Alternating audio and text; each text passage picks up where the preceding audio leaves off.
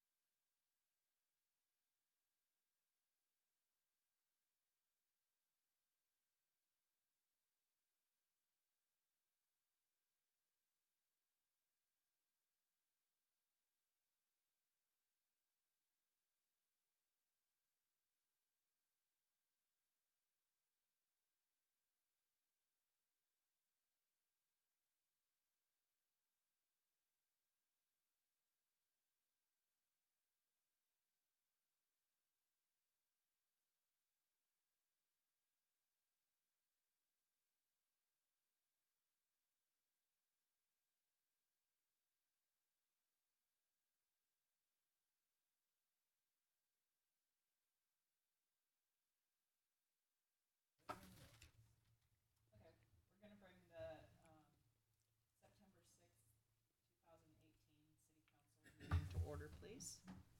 We'll start with roll call. Lane. Here. Daniels. Here. Hanamichael. Here. Ritter. Here. And Murdoch. Here.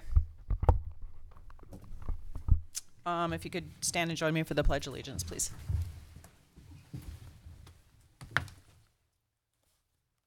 I pledge allegiance to the flag of the United States of America and to the republic for which it stands, one nation, under God, indivisible, with liberty and justice for all.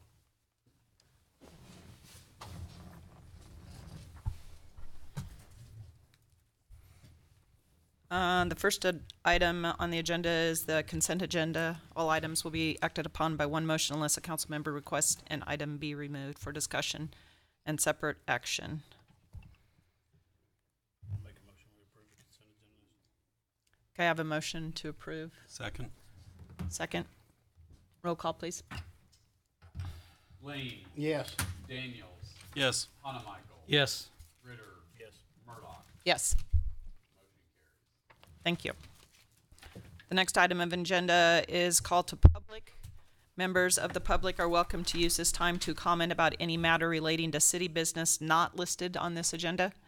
The comments that are discussed under call to public may or may not be acted upon by the council during this meeting. There is a 4-minute time limit. Please stand and wait to be recognized by myself. You must state your name and address. Anybody here for the call to public? They're not helping me out delaying this. All right, we'll move on then to old business, which there is none. When we get to new business, do we need to? Yeah, if we could, Mayor Walker indicates that he's attending a funeral service, so he'll be late getting to the meeting, maybe even as much as an hour late. He's requested that we move item 4B down on the agenda. So if the council is so inclined to make a motion to move new business item 4B until after item 4J. Yeah, I'll make a motion to amend the agenda to move item 4B to after 4J. I'll second that.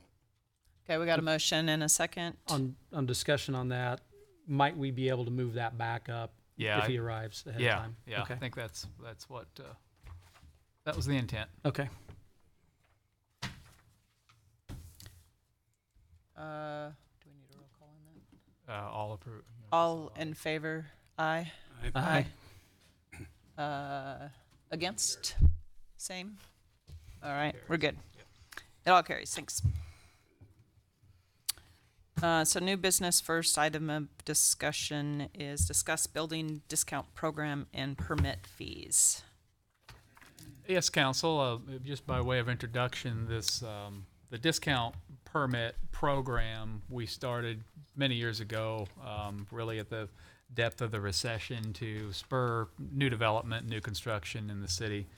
We discounted some tap fees, some permitting fees for residential construction, and that program was differentiated residential construction on a platted lot in an area of the city with sewer service from those that were not. The ordinance, the most recent ordinance we passed was in November of last year. That ordinance stated specifically that we were to discuss the continuation or discontinuation of the program at this particular meeting. So that's why that's the direct reason it's on the agenda tonight. The intent of this discussion was to allow the building community maybe some time to prepare for the discontinuation of the program. I think that was the discussion at the time, and previous renewals, these were always, I think they were 6-month renewals for a period of time. We'd kind of hinted at the previous 2 renewals that this might be the case. We were considering ending that. So in anticipation of our discussion tonight, Steve Chick, who works very, very closely on a daily basis with the builders in the community, asked several of them to get together to kind of discuss some ideas, some options, hear their concerns with the possible impact of the building program rolling off. So we did that a couple of weeks ago. Don Parr, Joe Roy, C.J. Garrett, and Nate Harding were in attendance. Steve and myself, and I think Brad Weisenberger were also there. Of course, I think predictably they encouraged the continuation of the program, and in the staff report I've listed some of the reasonings that they have for not doing away with the discount program. Most notably that we're right now just starting the kind of a major building wave that seems like it's coming soon with the opening up of Arbor Ridge and now Cherokee Woods just now becoming available. These lots coming on the market. Possum Creek was just approved. So these builders are just now kind of gearing up for sort of a wave of permits to occur. This sort of thing would impact their plans on that. The other points they made were that the home values in DeSoto, especially for new homes, they do tend to lag those in the eastern parts of the larger parts of the city. And as a result of that, they need to have some sort of a discount for the same type of home, same square footage, needs to be somewhat discounted here in DeSoto. Well, with construction costs being the same and utility costs being the same, the development costs are roughly the same between here and eastern Johnson County. So this building permit discount fee was a big part of the discount that they kind of have to provide to those home buyers. They also referenced our strategic plan and the EDC roadmap, goals of increasing the population and toward incentivizing residential home construction, and essentially that this sort of program, discontinuation of the program at this time would work against those goals and maybe send a wrong message to the development community. So for a refresher, I've included Exhibit B to the staff report. I'm going to scroll down to it now. Shows the current discount program. And this is the one that's been in place. This hasn't really changed since we first implemented it. Just for comparison's sake, on a single family home, and this would be a typical 1,800 square foot single family house with a garage on a typical lot. Without the discount permit, the discount program, the building permit fees would be a little over $9,000, and the big chunks are there is the permit fee at about $1,000. The water meter fee $1,500, but then there's a water development and sewer development fee that total $5,600. Those are the big parts of that $9,000. Under the discount program, we would completely discount the water development fee, completely discount the building permit fee, and take the water meter fee, cut it by about a third. So the total discount that a typical single-family home sees is about $5,200 under the current program. So as we were discussing this with the development community and internally, just among staff, we started to kind of think about the theories behind why we charge fees for building permits and what we expect those fees to cover. Some building inspection departments are totally funded by the fees they collect, a complete cost recovery, and that's fine. I mean, I think that's it's not an uncommon method to take, but it doesn't consider the fact that, at least with our building staff, not everything they do is fee related, and not every fee is directly related to their cost of providing that service. So a good example of this, really, although it's not on the table tonight, is the excise tax. In part, the excise tax, so the three big ones, and the building permit fee didn't show the excise tax example, but it is a good example. With the excise tax and both the system development fees were implemented at a time in the early 2000s when the development activities were at their peak. And a part of the motivation for those was to temper the pace of development. There was I believe some fear in the community that the pace of development was going to outpace our utilities and our ability to kind of control that growth, and we wanted to just cool that pace of growth down a little bit. I think the years of recession, between 2008 and 2012, have changed those attitudes. We saw those attitudes change in the course of our strategic planning process, and that's why encouraging residential development now is a priority. So the thought about tempering growth, I think, is gone from the equation. So when you look at excise tax, that's kind of the message that we're hearing, and it's the same on system development fees. The development fees were put in place. The theory behind the development fees is that each new home construction takes up a portion of the capacity in the water treatment system or the sewer treatment system that should be paid for. Eventually, we're going to have to expand that capacity, and so every new home should pay their fair share of the future cost of expansion. And so the rate that we pay is equated to the incremental cost of building treatment system capacity when it's needed in the future. So essentially that new construction would pay for itself. In practice, those development fees since implementation have gone essentially straight to debt service. They're a revenue stream in our debt service fund that helps us pay the debt service on the $9 million sewer treatment plant that we installed in 2006, and now the close to $7 million in water bonds that we have outstanding. In terms of budgetary impact over time, when we look at our 5-year budget projections, those are based on building permit trends that were muted during the recession. So we're not counting on vast amounts of development fee money to support the debt service fund long term within our budget. If you think about the philosophy, if the fees imposed for a new house, typically those fees get passed on to the new owner in the form of just cost of the house. So they might get rolled into his mortgage. If we don't have those, maybe we need to increase the water rate or increase the sewer rate. But either way, that homeowner's paying for the debt service that we've incurred. So whether it's from his utility rate or through his mortgage, the new customer is paying for those, paying for that debt service.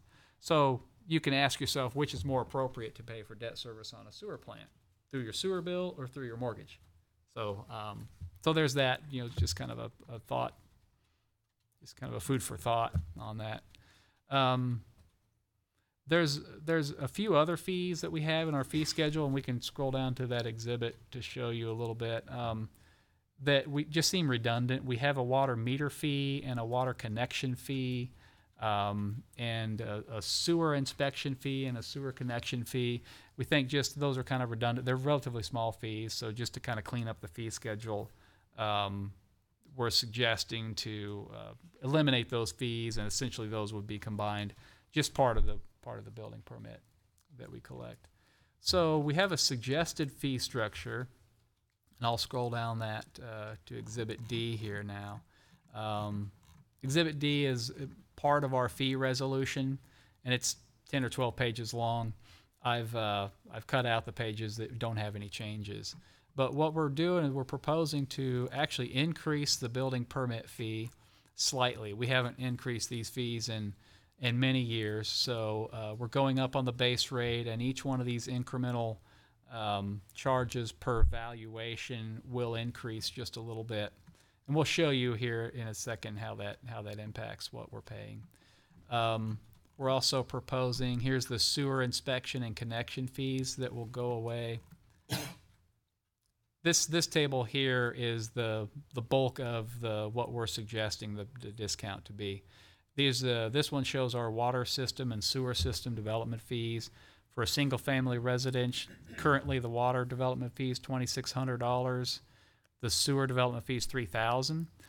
We're suggesting to drastically reduce both of those. We think we should keep the fees in the schedule, so that in the future, if we want to increase them, we can increase them. But to introduce the new fee that'd be a little more difficult conversation to have politically with the building community. So we're leaving them in, but we're drastically reducing them. This table has single family, multifamily, residential, and apartment residential. We also have non-residential impact fees based on meter size. So we've reduced those. Each one of those categories has been reduced. There's also the water connect fee. We're doing away with that. So Exhibit E shows how those reductions impact what a builder will pay in the future if we adopt this. So the first column here is, essentially if we just discontinue the discount program, single family home is going to be $9,200. We saw that from before. With the proposed fees, the building permit fee goes up a bit from $1,100 or $1,200 to about $1,600. Plan review fee would go away. Park fees, we're maintaining that. The water meter fee, we take it back up to $1,500. Do away with the water connection fee, and here's the water development and sewer development fee reductions there. New sewer connect permit goes away, and new sewer inspection goes away. So in total, there's a reduction of about $4,600. So roughly half of the permit. So this is compared to about $5,200 reduction under the current discount permit or discount program.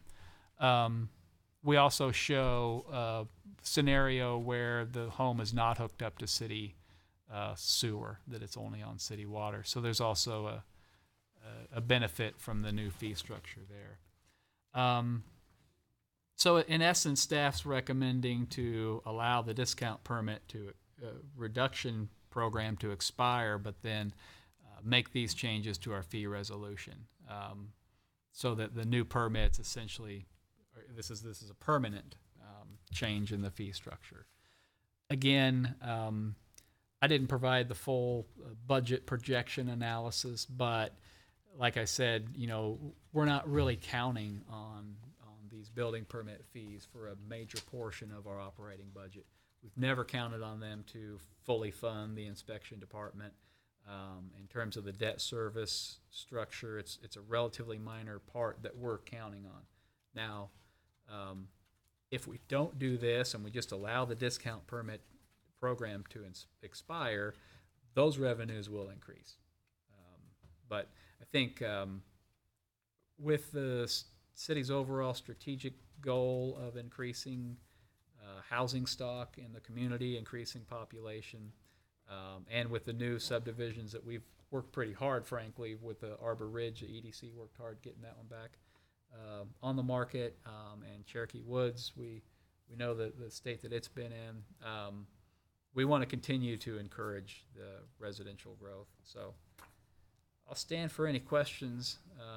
The fee resolution would have to be brought back at a later meeting to formally adopt a resolution. So this is a discussion item tonight. Okay. So with that, we'll kind of, No, not a formal vote tonight. so we'll just start with some discussion. I guess the first thing for everyone to kind of give your opinion on is whether you like the changing of the whole plan or keeping the way we have been doing it, which keeps coming up every 6 months. And I think that's why, which has been every 6 months since I've been on council. I think this started right before I got on council. So it's been every 6 months, usually sometimes a little late, sometimes a little early. So, but it's been a continuous program, and it's been a good program. But seems like kind of makes sense doing this way too. So Danny, do you want to give us your comments on it? I think it's right on. I think I was for that change anyway. And restructuring these payments, I think, is a great idea. And keeping the, in there in case we do have to raise these at a later time, it's easier this way. And I'm wholeheartedly for it. Kevin? Well, I'm definitely supportive of giving the builders an incentive. It doesn't look like this changes it a whole lot, but it does simplify that we don't have to bring it back all the time. So I'm for that. If it was a bigger change, then I might have a little bigger issue with it, but it doesn't look like it's too big a change. Okay. Any other questions then for you guys now? Rob? Not changing the discount that much, so it just makes it where we don't have to revisit it until such time as we want to make a change to the actual fee structure. Any questions then? No. Kevin? I'm supportive of it. I think it makes sense with the way that we're working to incent residential construction growth through the excise tax aspect. I think that you've probably put plenty of thought into the numbers, so I don't have any, I can't question why is it $500 versus $600, anything like that. To your question about, does it make more sense to do it with rates or development fee? I think it probably makes more sense to carry those costs on the rate side, but as opposed to the upfront fee side. But I think we just have to be prepared to look at our rates in a way that makes sure that we're covering our costs and providing for maintenance and expansion as needed. I guess so you're proposing this just to be the new rates going forward. Yeah. I guess a thought would be, you know, we've been kind of looking at a couple of year horizon out on the excise tax situation in terms of looking at its effectiveness. It might be timely to consider all of those together when we look back and go, is this working for us? Is this accomplishing what we wanted? Do we still need to continue to do it? And that may be a trigger time when we look at the fee structure itself. But really, I guess just to keep in mind that that's kind of tied into the whole program and not lose track of You mean the fee. excise tax Yeah, discussion? Yeah, you know, at a Yeah. time when we come back to look at that, it's kind of the whole package of, you know, in this way we're reducing our fees to try to help ease the cost of doing residential. And for how long are we looking to incent residential construction over commercial or redevelopment or something else? So I don't have any problem with it, but I'm just saying might keep that in mind at the same time we think about how we're handling excise tax. The one question that, well, a couple of them have always that come up to mind with me, but the first one was, other cities or, you know, has anybody else been doing this discount type program and are, you know, mainly cities our size, were we higher in the past or about the same as far as fees went? Well, Steve might know a little bit about some surrounding cities, but I did look at, and sort because the example I gave was excise tax. And DeSoto, we're not the only city of our size that has an excise tax. Spring Hill actually does. Edgerton does too. Edgerton's is about half what ours is, so it's 10 cents per square foot. Spring Hill's, actually I put in the report that I thought Edgerton was the only one, but actually Spring Hill does have one, and it's 15 cents a square foot. But no other cities of our size that we would consider kind of the exurb, the next ring out, you know, under 10,000, they don't have excise tax. It's the same story with the system development fees. Other cities don't, of our size, don't have them. Yeah. I mean, they might charge, you know, they'll charge similar amounts for water, for a water meter, and for a sewer connection, but those development fees aren't significant like ours. Well, I it guess seemed- the other factor that may come into play there, though, is mill levy at some point, because that's kind of the other way to get at revenue. Yeah, right. So Right. And rates, you know. rates water and mill rates, levy would be the yeah. other factor that would come into play if we start to get in the bind in terms of maintenance or expansion or replacement of a main, because, you know, capacity is now at issue because we've developed farther out and need to come back and upsize something further upstream. So that's the other place it could put pressure on. But again, we're talking thousands of dollars, not significant dollars in our budget. So spreading across rates would be all citizens that are paying the water versus the development fee being the homes they're going in? Yeah, that's right. And I gave a little kind of a thought experiment about someone who's been on the system, lived here forever, been paying his utility bill forever, presumably built his house before the system development fee was in, so he didn't pay the premium when he came in. Now we're at a position where we have the debt service that's due.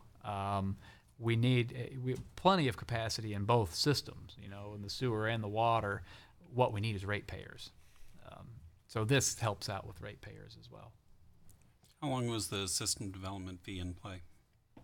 Initially in the early 2000s, I think somewhere around 2002 or 3 is when it was first put in. Well, and with the excise tax, kind of going back to that, the increase in our tax base at some point surely makes up for that loss if we were to do away with an excise tax or reduce it in some way. Yeah, certainly. I mean, Certainly, it's yeah. probably a lot And the, a better although balance. there's a couple of lines of thinking on that, in that because we're generally low density, you know, the excise tax should go to pay for things that are, you know, arterials or thoroughfares or other infrastructure that is because you're growing as a community. And because we're generally low density, we have high cost per foot of street or square foot of park or whatever comparatively to a more dense community. So, you know, there is some question about at what point does residential on its own pay for itself, or does it at all? So that's kind of the counterpoint on the excise tax part is sooner or later you got to go back and improve thoroughfares and expand parks and do those other things that are because you're growing. So Right. it's not, I think there is some debate at large out there about, does the growth because of assessed value alone pay for itself? My last comment, or I guess it's more of a comment or question than a question, but so we remove some of these fees that are associated with the water and sewer. It's still going to be clear that there still are, like the sewer, there's still inspections, correct? Yeah, so And that's still going to be clear that even though there's not, I mean, I just want to make sure that people aren't Oh. saying, oh, well, we don't have, I mean, that all is going to be, I mean, obviously that's probably somewhere else in it, but I just want to, all those are make directly sure. tied to the building permit. they're all on the building Yeah, permit. So yeah. I just want to make sure it's not like, oh, we don't have this anymore. Like, we don't have this anymore, and just because it's not a fee Oh, and we forget to associated do the with- No, inspection? not you guys, not forgetting, but people that are building Yeah. would, you know what, just making sure that's clear Yeah, that. and that's part of the reason we raised that building permit fee, because now we're rolling those activities into that fee. Right. Okay. So I think maybe there's a general consensus then that we could bring back a So we'll bring new, back on a fee ordinance on the consent agenda for the next meeting. okay. Great. Thank you. And Steve was here to make sure that there weren't any questions on that topic. I appreciate you being here. Did you Steve. want to add anything, Steve?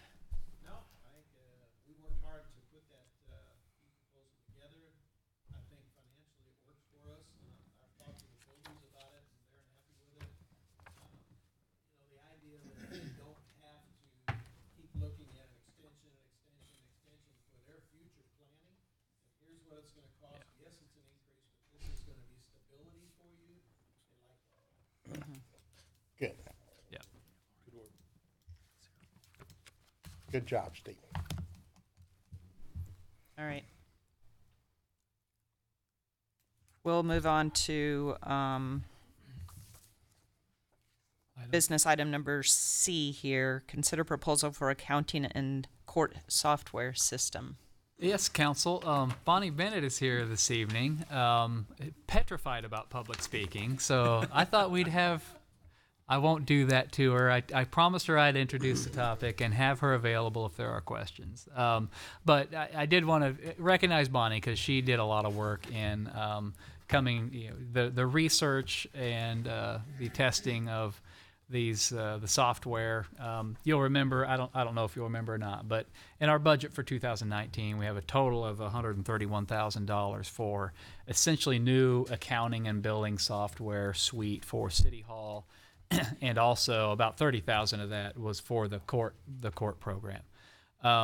So once that got approved, Bonnie got very excited about getting new software.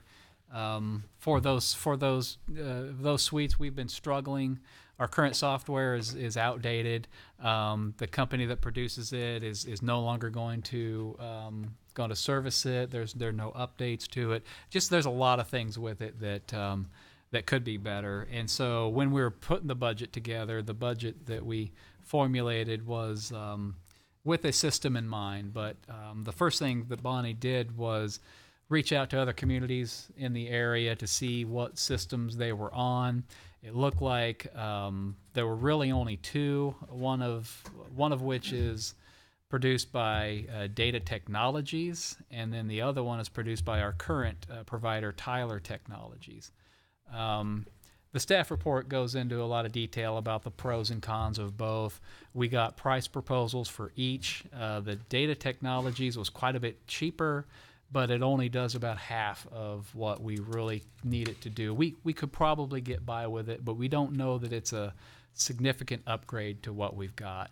On the other hand, the Tyler Technologies one is one that would do really everything we need. The highlights are there in the staff report, but it's considerably more expensive.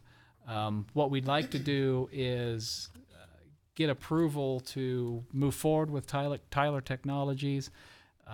get them on board, and pay them an initial fee this year so that we can work through implementation, get the training in, get those folks in to, part of the fee is to transport our existing data over to the new system and train our people on that. We'd like to be able to have that occur throughout the fall so that December 1 or January 1, we're ready to go with the new fiscal year with the new software. So we're asking for your approval for the Tyler Technology software.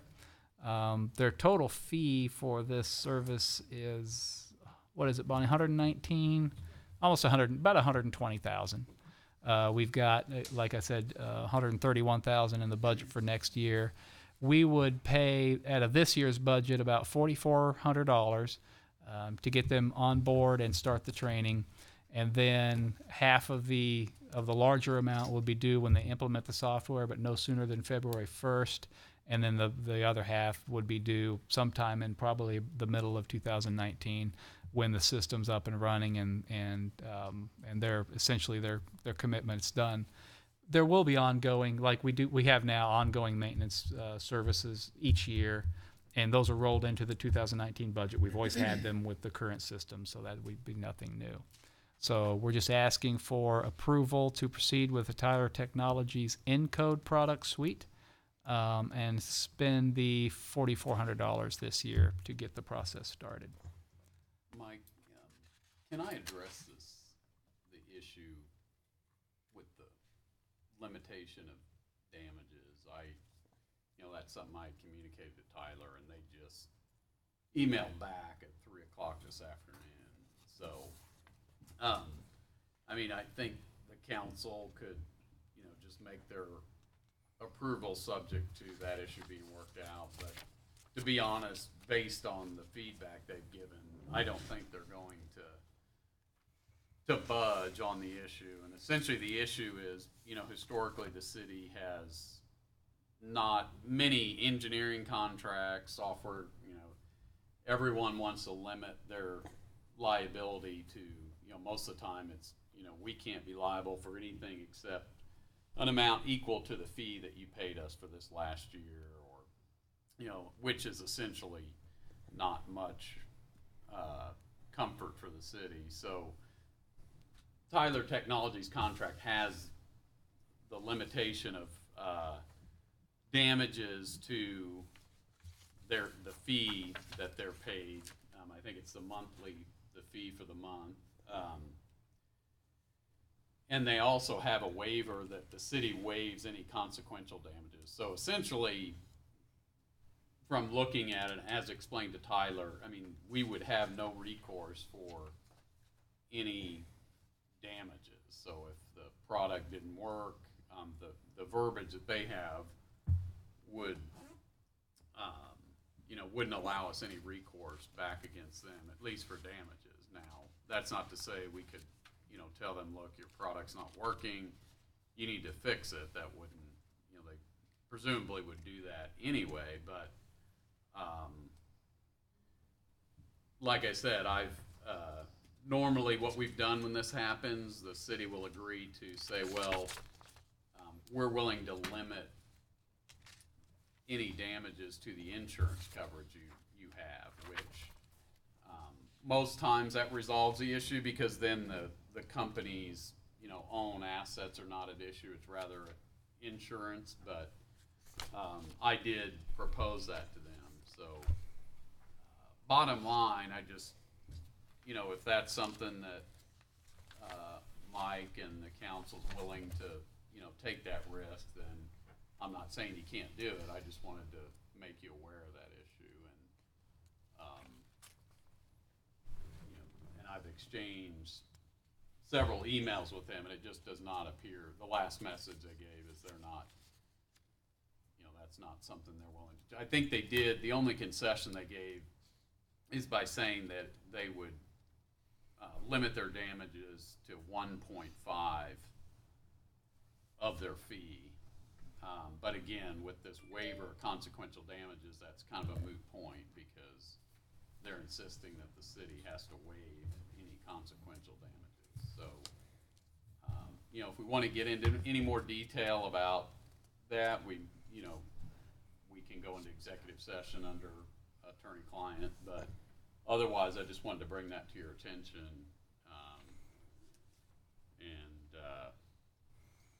Like I said, if you're okay with that risk, we can just go ahead and move forward, but,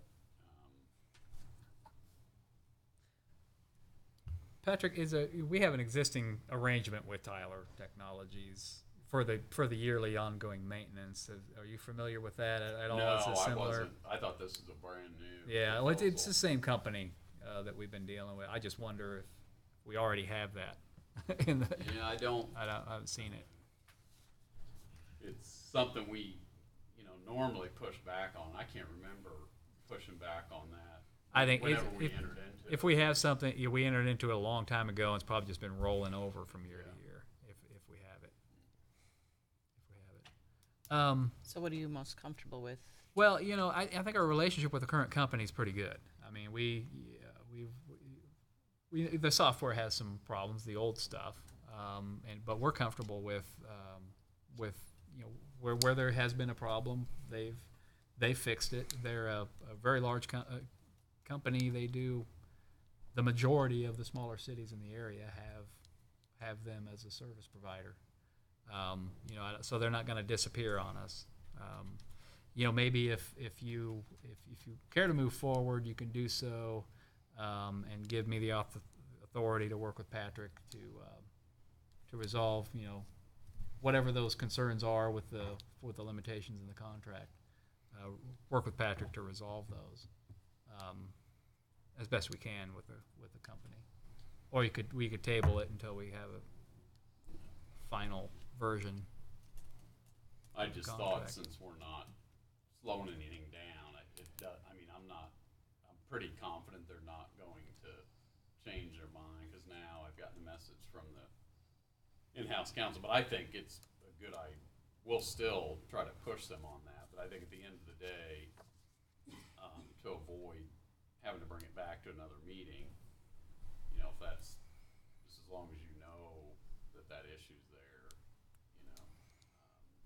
that way it won't slow the thing down. But I think, unless Mike can bring his hammer to the table to Don't bet on it. I'm too nice.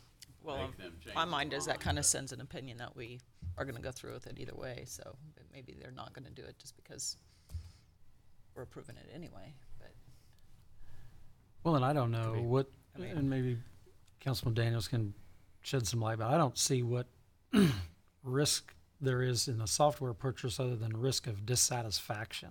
I don't see what damages we may accrue other than not happy with its functionality. Delayed billing, delayed payment of accounts payable. accounts So more of a receivable. customer service. Administrative It'd be more administrative. hassle of having Hassle to fix is where it something, would or be. Yeah. having to get a consultant in here to help us Just straighten straighten out a something out. mess. Yeah. Primary thing I thought of is confidential, if for some reason, I don't know how this is hosted, but if, Or the cybersecurity they- breach. Oh, yeah. our customer information got publicized in some way, that would be a, Liability. Is the online municipal payments a different system? Or is it part of the same system? Online, where you pay your bill personally, hmm that is part of the same system we talked about. Okay, so that's through them? Yes.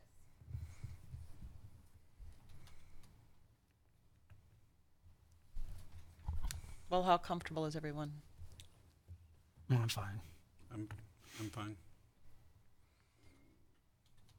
Well, if somebody would, you guys One- have any? one other question, problem? real quick. Yeah. The court system, does this tie into electronic ticketing? Yes. So Yeah, this would that's a- enable the electronic ticketing? Yeah. This is a big part of why we needed to update the court system was for electronic ticketing, and it would. Yeah. Now, are both of these systems used by other cities? Is both of them or just one of them? Yeah, Bonnie, do you know how many other? What's the coverage on the court portion of that? Yeah. So, what the other? I mean, the regular, the overall product suite was in use by how many other? Laura's using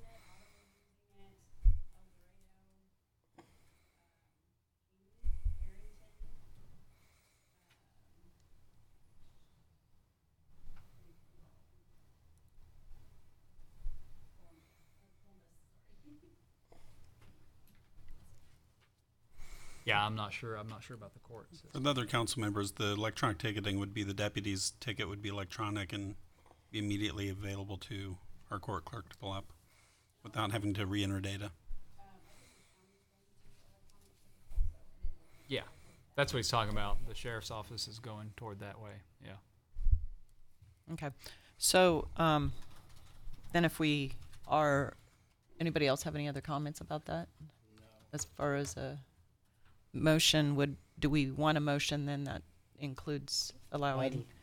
I'd like Patrick. to see the motion with, let Mike and Patrick go through with this and check it.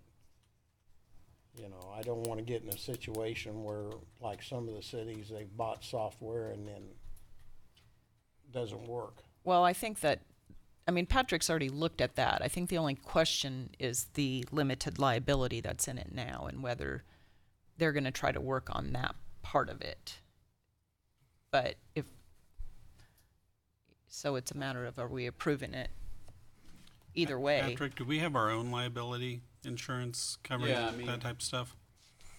Claims would, I mean, our insurance, our liability policy has exclusions for certain things, but by and large, Let's say the online payment system gets breached, customer data gets out, we have insurance that covers that type of, partly that there are limits on yeah. that. But obviously, I think Mike and I will work on the issue, and if it's anything more than what we've told you, you know, if Mike his concern rises about this, or if there's something new that I hear other than what I've disclosed to you, we can always bring it back. But like I said, I think it's probably gonna, stay as written.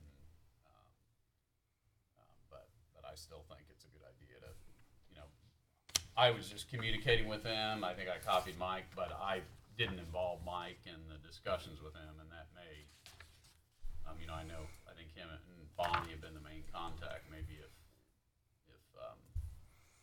he has a discussion, but they have indicated that there are a bunch of other Kansas cities that have this limitation of liability, but I think a lot of times it's just not noticed, and if you got a contract, I think this whole thing was like 85 pages long. Now, only part of it was the contract, but I kind of doubt that cities are reading, all of that fine print. So I guess the other question, Mike and Bonnie, would be what other alternatives are there out there if we didn't like it besides the one that's not going to do everything or half Yeah, of well, what you that's want? those were the two. Those are the two really that everybody uses. There are likely others. They might be far more expensive or far less robust. But those we singled in on those two because that's what kind of everybody in the region uses. We could engage with the other company if we just come to a place with Tyler that we just can't agree. Tyler has both of these softwares, the ticketing and the other one too. The suite court includes the management and court. the billing, the financial. Yeah. It would include both. I'm comfortable proceeding.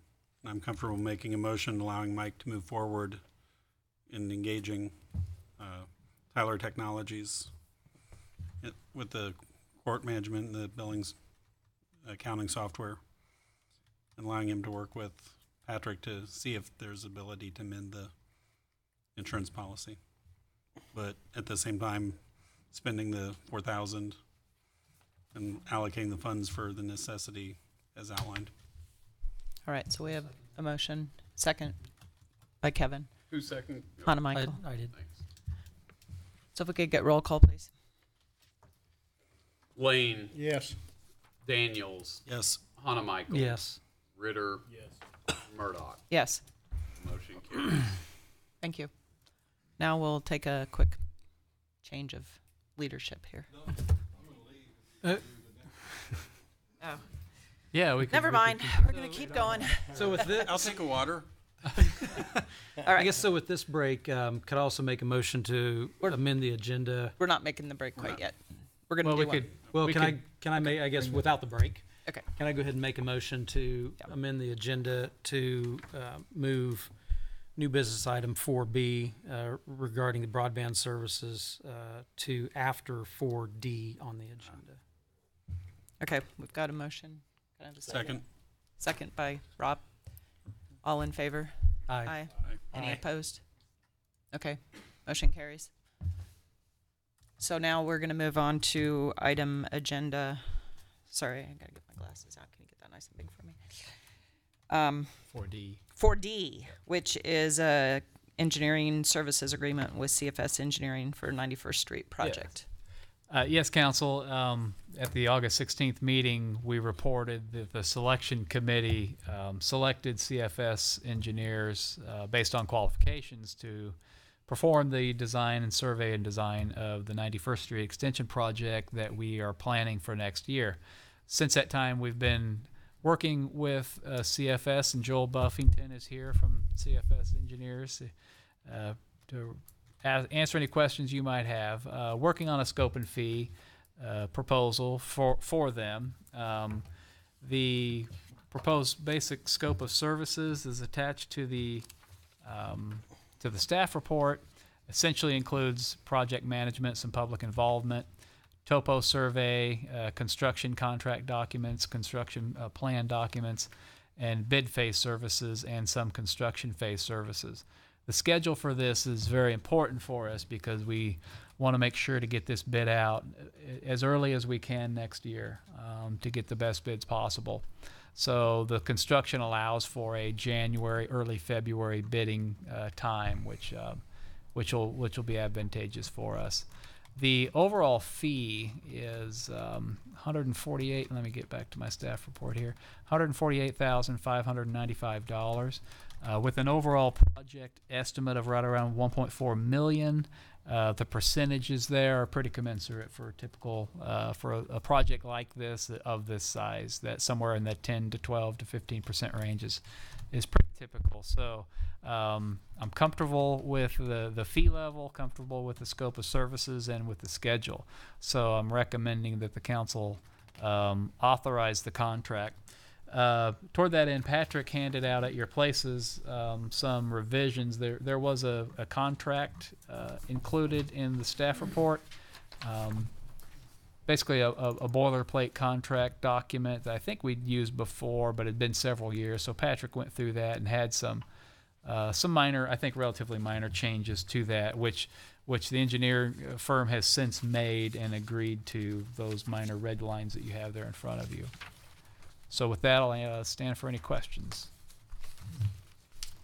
All right, does Are we Anyone? authorizing the mayor, is that right? Yeah, you're authorizing the mayor, and you know, obviously the mayor. I think I don't know if for the record, do we need to state that he did recuse himself from this discussion? I have it in the Okay. minutes, yep. And I don't know, Patrick, should we have him sign it or should we have Councilwoman Murdoch sign it? Well, it'd probably be easiest just to authorize the city administrator to Oh, sign okay. it. Okay. Well, let's do that. Good then. idea. Good.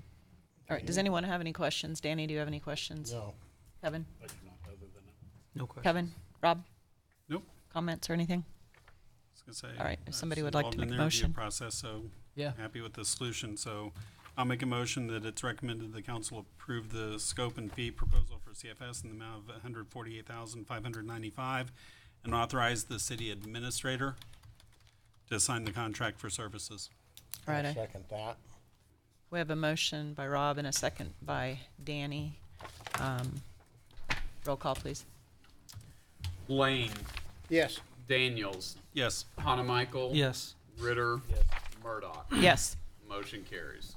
All right, thanks. Now we'll take a quick break and get Rick back in here. Good. Excuse me, get the mayor back in here. Oh, there he is. There he is. Do we need an official motion for break with the time or just? Yeah. Do we want to have a motion for a 5-minute recess? Aye. If we could.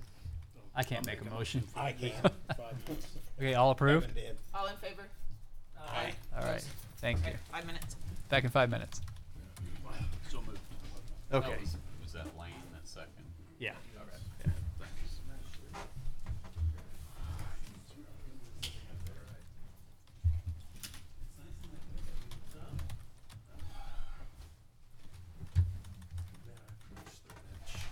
How are you, Joel? Good. How are you? Good. Good to see you. Thanks for coming out.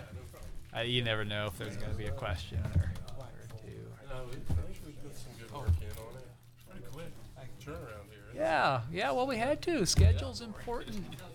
We're already behind I mean, you're already behind, by the way, right, Rick? There. it? Right.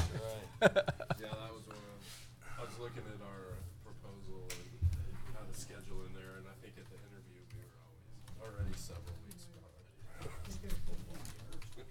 It doesn't get you out of anything, Joel. Yeah, we're planning on. Surveyor's coming out next week. Yeah, that's Good. the plan. Ordered some property and plat stuff. Bonings. So. Yeah. As soon as we get that right-of-way document. we need to Utility get it. locate. Utility locates have been called in. Hopefully Did you they're- bug the city for water line and sewer plan or old road plan? Oh yeah, you did. I haven't gotten those two. So yeah, any kind of as-bills, or is there someone? Are you the someone? Yeah, more or less.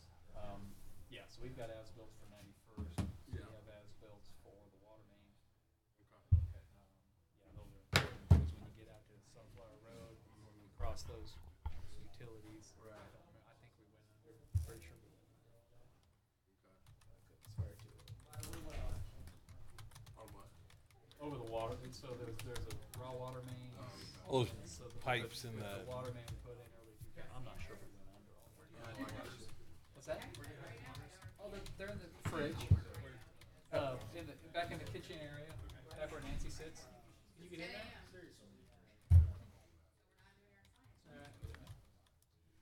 7729. Oh, that's mine. Well, I'll give you a call tomorrow then. Yeah. Figure it out. Cause like all the water line and sewer along Sunflower is city. Well, there's two raw water mains. It's the city. There's a 12-inch sewer that's not ours. Yeah. There's a 54-inch water main that's not in use, but it's not ours. Well, the sewer line isn't in use either. So the sewer and that big water line are in Yeah, the city. and the overhead power, of course. So,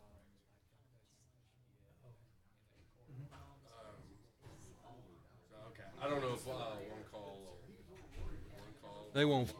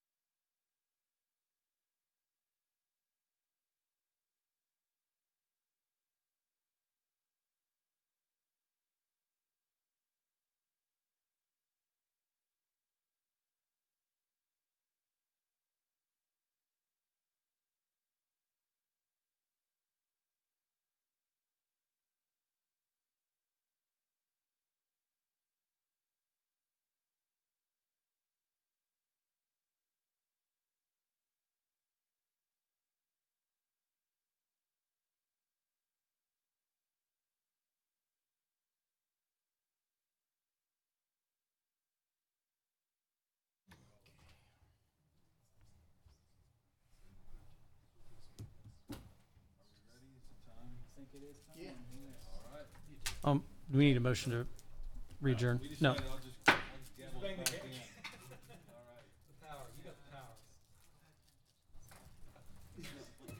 That's city property. That's whoever gets in the chair. All right. we're now gonna consider 4B, is that correct? that's right. Consider, item 4B, consider committee recommendations for a citywide broadband solution. Yes, Council, you'll remember back in April, we submitted a request for proposals from internet service providers to propose a citywide broadband solution with the goal of providing a gigabit-capable network throughout the entire community that is provided at regionally competitive rates. I won't go into a whole lot more of the background of the reasoning why and the impetus for that. I think we've discussed those pretty extensively here. You know, from an economic development standpoint and from the standpoint of having a good portion of the city that is currently not served at all. So the request for proposals focused on that area actually as being one, the unserved area that we were willing to provide financial and other incentives to the service provider to provide that service in those unserved areas, and essentially those areas are everything south of K10. In response to that initial RFQ, we received 3 proposals. Before I start with that, I want to bring to your attention a letter from Charter. Charter Communications, used to be Time Warner, was one of the firms that submitted proposals. They gave me this letter that I put at your places this afternoon and wanted it entered into the record. I won't read it, but essentially it thanks us for the opportunity to submit and indicates, as they have throughout the process, a philosophical problem with providing public financial incentives to build networks in areas that are already served, and we agree with that I'm sorry, Mayor, you didn't get Got slid okay. over a little further. We actually agree with that stance and crafted our RFP such that the financial incentive applies only to the unserved areas and does not apply to any other area of the city where service is already available. So I wanted to read that in. And Mike, if I can elaborate on that just Please, a bit yes. so that everybody knows, when we determined the unserved area, we did it by looking at the service boundaries that were provided by Charter and AT&T in terms of their wired broadband service. So that's really how we arrived at the unserved area. It was from their records. Exactly right. And just from anecdotal evidence, talking to people out there, we know. So the unserved area is everything on this map you see in orange. So essentially is everything in the city south of K10. Now, obviously, the areas that are outside the city south of K10 are also unserved, but they're outside of our limits. There's also a pocket over here to the southeast corner of town that's north of K10, but is also unserved. So that's where we limit the financial incentive to, and Charter just wants to make sure that we carry that intent forward to the formal, whatever formal agreement we have with the selected service provider, that is a condition of that agreement. So the other thing I wanted to just mention early on before we get into the details is that we did sign non-disclosure agreements with each one of the firms that presented. And so we've got to be careful about the sorts of information we divulge in open session. But there are limits to what we can discuss, what we have to divulge in open session, and what we can discuss in executive session. So we want, throughout this process, it's very important to us to remain as open as we can to the public because there is a significant amount of public funds available involved here, but that also be true to the non-disclosure part of the process. In summary, the firms that responded indicated that they wanted the financial incentive dollar amounts to remain confidential. They wanted the proposed fee structure, so the retail fee structure that they're thinking about charging folks in the area, they wanted that structure to remain confidential. And 2 of the 3 respondents indicated there are certain aspects of their network design that are proprietary and confidential as well. So those really are the 3 items that we cannot discuss in open session. Other than that, we encourage council to have as much of this discussion in open session as we can. so that we make sure that we can comply to the sunshine laws and the laws regarding public discourse. So, as I mentioned, in April, we received 3 proposals. One was from the incumbent Charter, so the old Time Warner. Another one was from RG Fiber. They're based out of Baldwin City. And the third was Zoom Fiber, based here in DeSoto. Initially reviewing those proposals, I prepared a proposal review matrix that's provided in your staff report as Exhibit A. I won't go through this matrix here, but this is the one that the Broadband Committee set down and kind of looked through each one of the proposals to kind of, it's a lot of apples and oranges we're trying to compare here, but these are the main. I've got pros and cons listed. Of course, in the matrix we had the dollar amount of incentive. So the RFQ requested each submitter to tell us how much financial incentive they would need to serve the unserved areas. So that's a particular dollar amount. We also asked for the services and pricing for the customers. That's a particular dollar amount too. In this table, those items, we can talk about those items in executive session. But what we noticed in terms of the initial respondents were that, I can't say in open session, that Charter had the least amount of public incentive that needed to serve the unserved areas, followed by RG Fiber. Their amount was about 24% higher than Charter's was, and then Zoom Fiber was about 42% higher than Charter's. So just for the public standpoint, that's sort of the range of responses that we got without being specific about the price.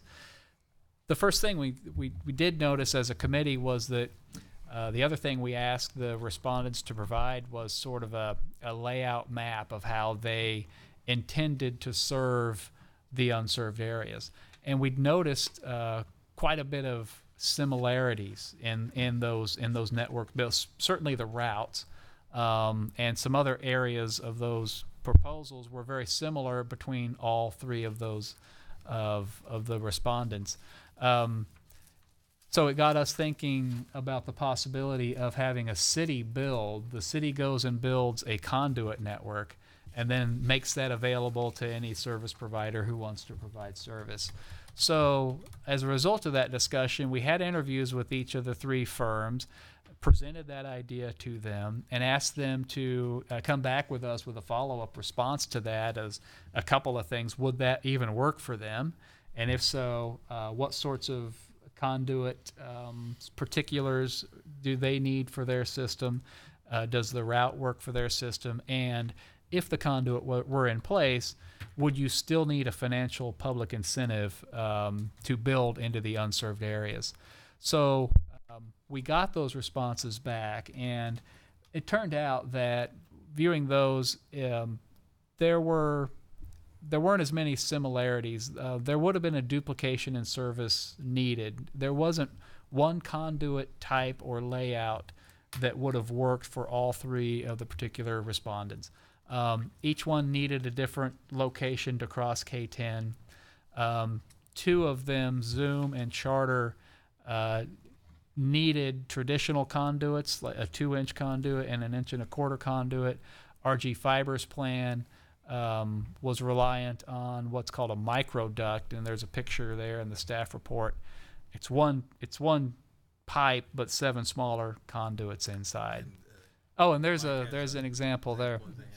For way of introduction, Mike Bosch with RG Fiber is here, and Cameron Klein with Zoom Fiber is also in the audience.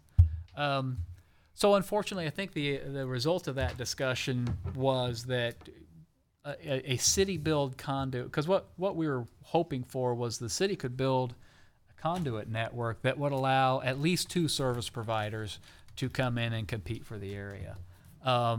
As it turns out, there wasn't one solution to that would allow 2 service providers to come in the future and serve. So what we did, realizing that, falling back on the initial proposals, I did provide an outline of each of the initial proposals in the staff report.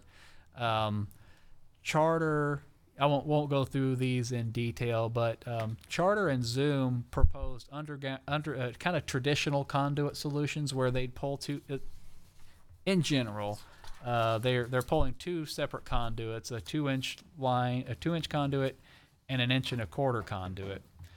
So that's kind of the general layout of their system. RG Fiber is proposing the microconduit that we just passed around. Both Charter and Zoom indicated in their follow-up responses that the microconduit wouldn't work for the network system that they had designed. So they indicated still a need for the larger conduits. In RG Fiber's initial proposal, they're proposing the 7-way microduct conduit.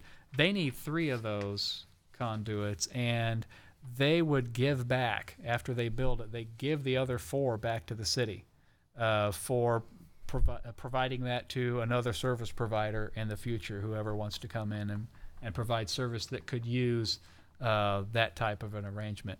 We thought, even though we heard from Charter that won't work for their design, and Zoom, indicated a desire for the traditional conduit, we thought that even still, it is possible to provide service with the microduct.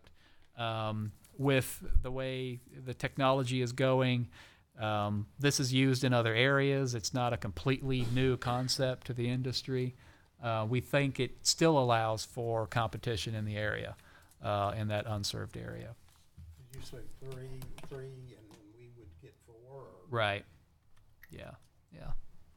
So that's why we thought, as a committee, we thought that kind of set RG's proposal above the other 2. The other thing that did was RG's indicated a commitment to serve public facilities free of charge. So they hook up City Hall, this building, including the senior center and the pool, Riverfest Park, the school district buildings, and then downtown as well. So that was another benefit to their initial proposal. And the last thing was that RG Fiber would self-perform all construction, and actually Zoom would be able to self-perform their construction too. So when you think about it in terms of the conduit build, if the city were to contract that out, RG's initial proposal is very similar to us just hiring RG to go and build that conduit network. So in the end, the committee, based on all that, is ready to forward a recommendation to proceed with contract negotiations with RG Fiber. And tonight we want to ask your approval to do that. It does come with a relatively significant city investment, and if we wish to discuss that part of the proposal, we can do so in executive session. Of course, there's a funding side of this too. Many different ways we could fund our portion of it. We do have money in next year's budget that's still unspecified. We have a capital improvements bond issue that we'll be issuing next year for the 91st Street construction. We could tack some of it onto there. And we also have just general fund balances, rollover balances. We're projecting, I think, more than the typical rollover for this year. So we could use just general fund balance to fund that too. We'd like to come back to you at a future meeting with the formal contract with RG and recommendations on how to fund the city portion. Okay. So I'd stand for any questions. All right. I guess before we go to that, I'd like to thank Shannon as our community member Yes, on the absolutely. committee. Thank you for your service. And maybe ask if any of the committee members have any comments that they'd like to make in addition to Mike's presentation. I'll jump in. And I would like Shannon to get a chance to share his perspective on this as well. We were really setting out to try to accomplish a couple of things. One is getting DeSoto overall up to where we've got the same kind of competitive internet access service that our neighboring communities have, Olathe, Shawnee, and Lenexa, because in large part we're competing for some of those same residents, particularly as we share the same school district. The other is then just getting all of the city up to the same class of service at the same time. So serve the unserved, but also bring everybody up. What we see with this proposal, I think what really struck me as we looked at the options that were provided is certainly Charter presented an alternative to expand their service into the unserved area, but with that we didn't accomplish a key objective of bringing competition to the area such that we can expand service overall. So there may be an opportunity for customers south of K10 and in all the unserved area to finally get legitimate internet access, but there's no incentive throughout the rest of the community to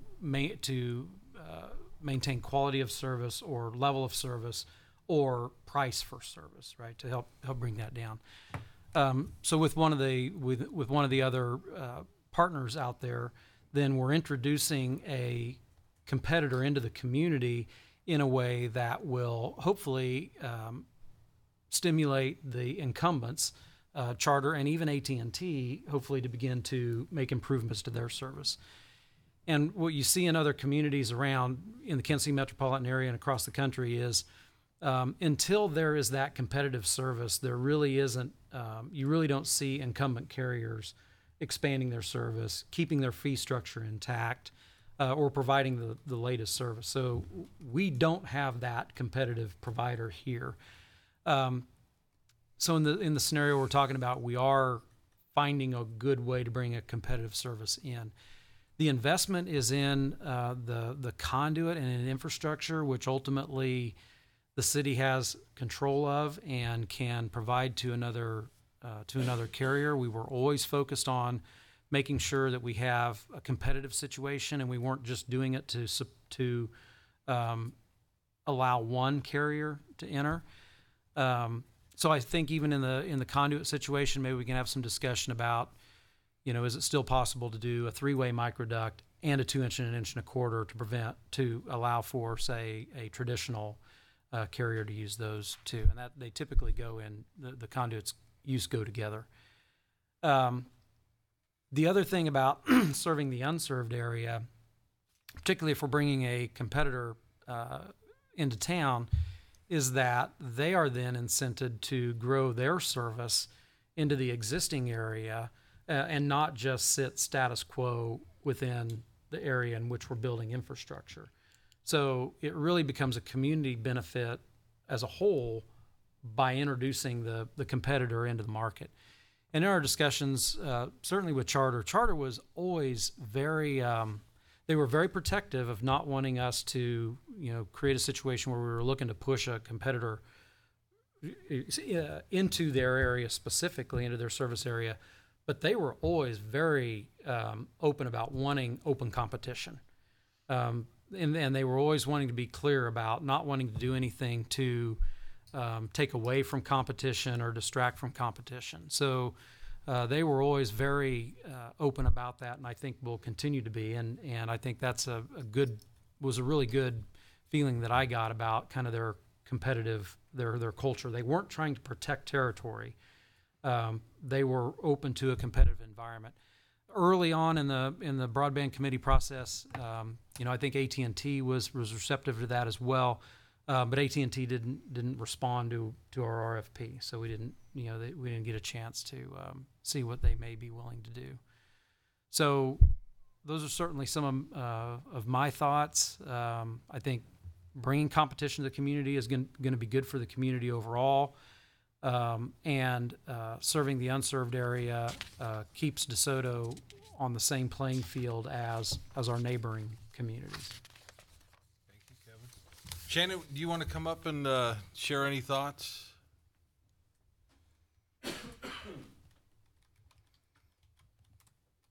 Shannon, if you don't mind, can I get your last name and address? Yeah, it's Kellner, Kellner.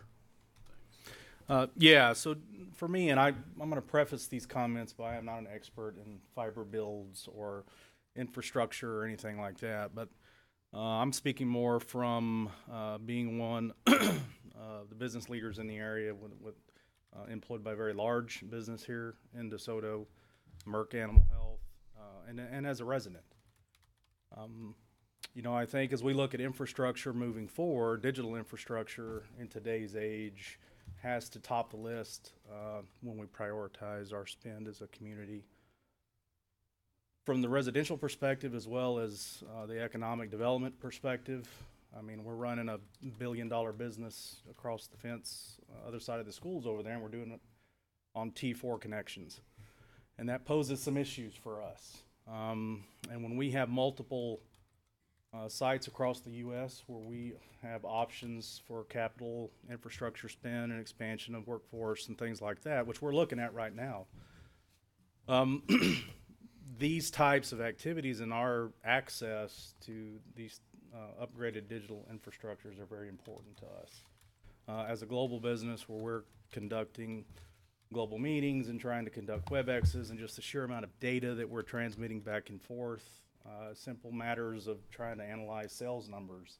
As it stands today, sometimes I have to turn my computer on and wait 10 minutes to get one dashboard to pop up. We also view it as a relatively large employer of the area.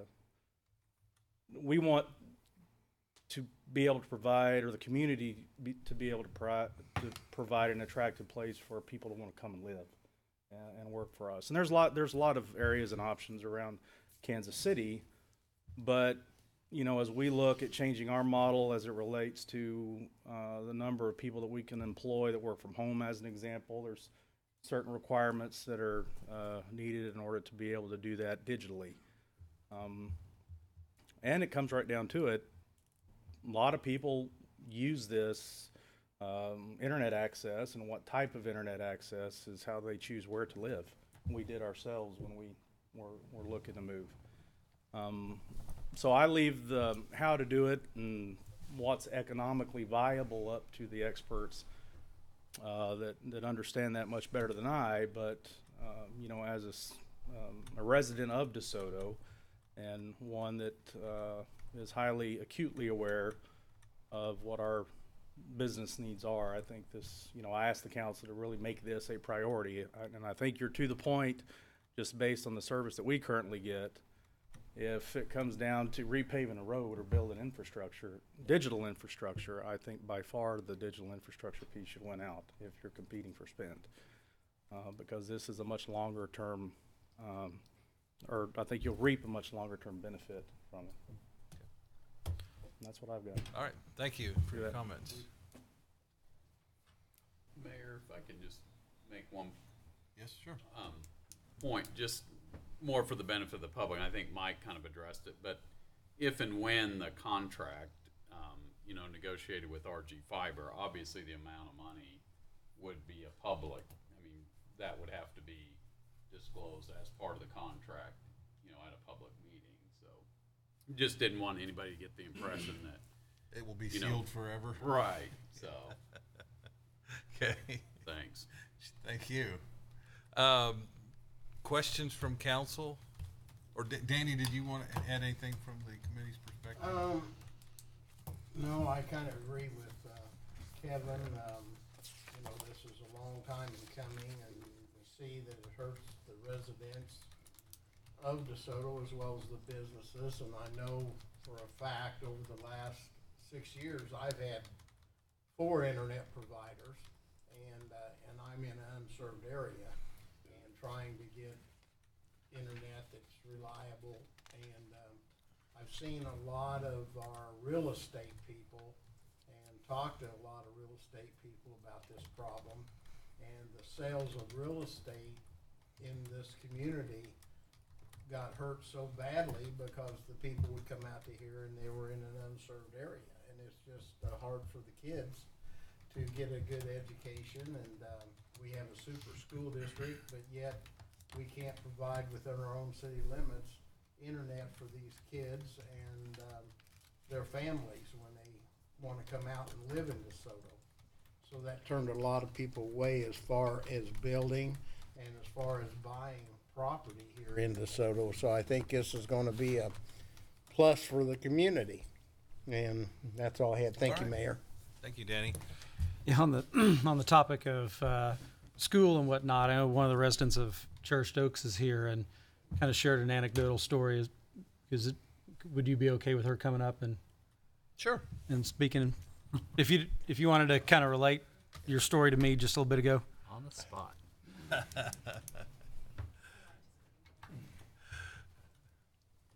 Do I need to say my name and address? Yes, please. Lisa Burns, and I live at 9815 Post Oak Drive, next door.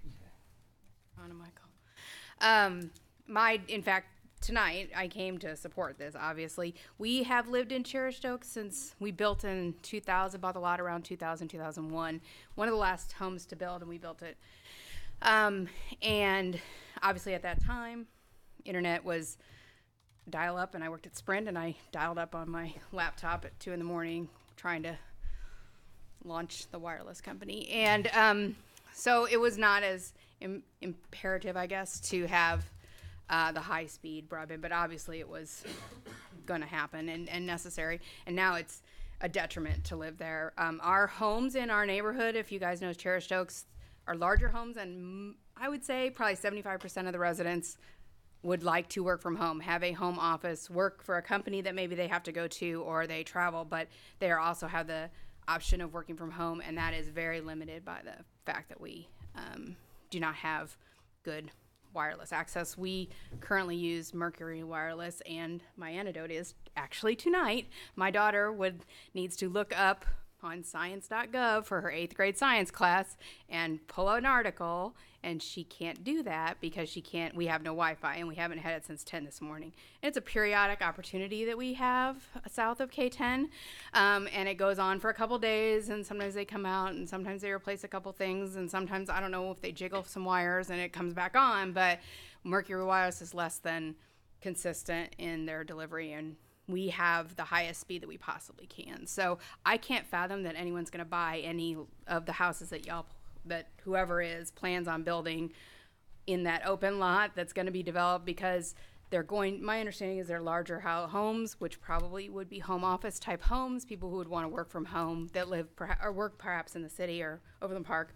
And working from home is just really almost not an option south of, in our red-headed stepchild area of DeSoto, south of K10. So that's my comment. All right. Thank you. Questions from council? Who wants to start? Wow. Go ahead. A couple questions. So charter's lower cost. Yes. Is part of that because they're not serving Clearview City?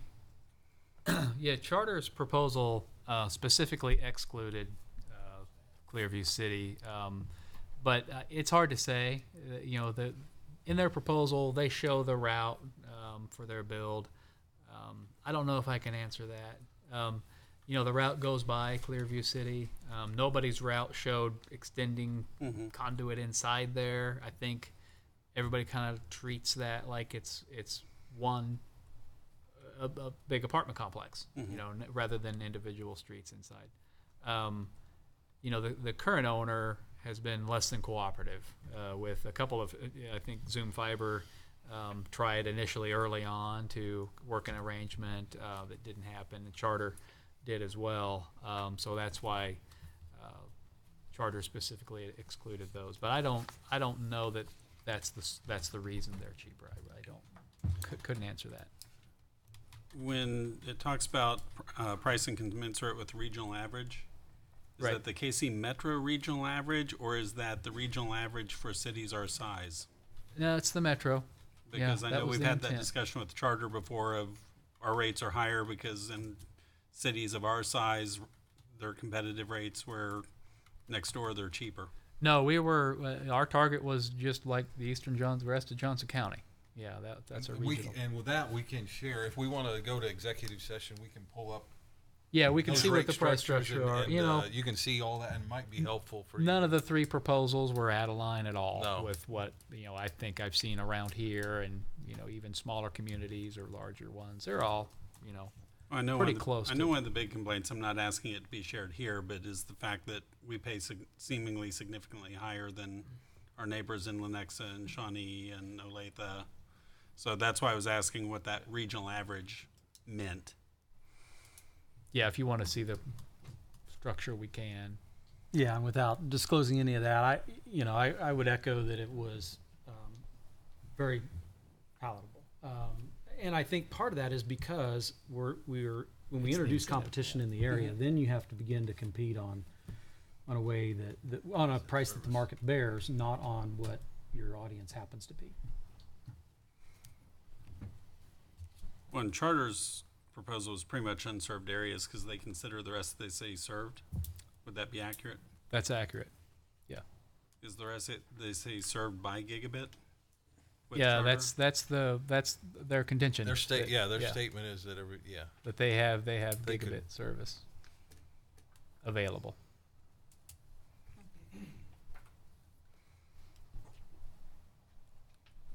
RG Fiber is in Baldwin. Right. They're based out of Baldwin. Eudora, were they supposed to at some point serve all of Eudora and that stopped, or? Yeah, that's right. Well, Mr. Bosch is here. He may be able to speak to that if you want particulars on that. I've talked to Mr. Bosch about that. I've talked to the folks in Eudora about that. Followed it as it was happening. It seemed, just from my perspective, limited knowledge of the situation, but it seemed like kind of the permitting process after the fact, as the implementation was getting going, the permitting process became contentious between the two parties, and they just couldn't implement the full agreement was what was laid out to begin with. But maybe if you want Mr. Bosch to address that a little further, he can.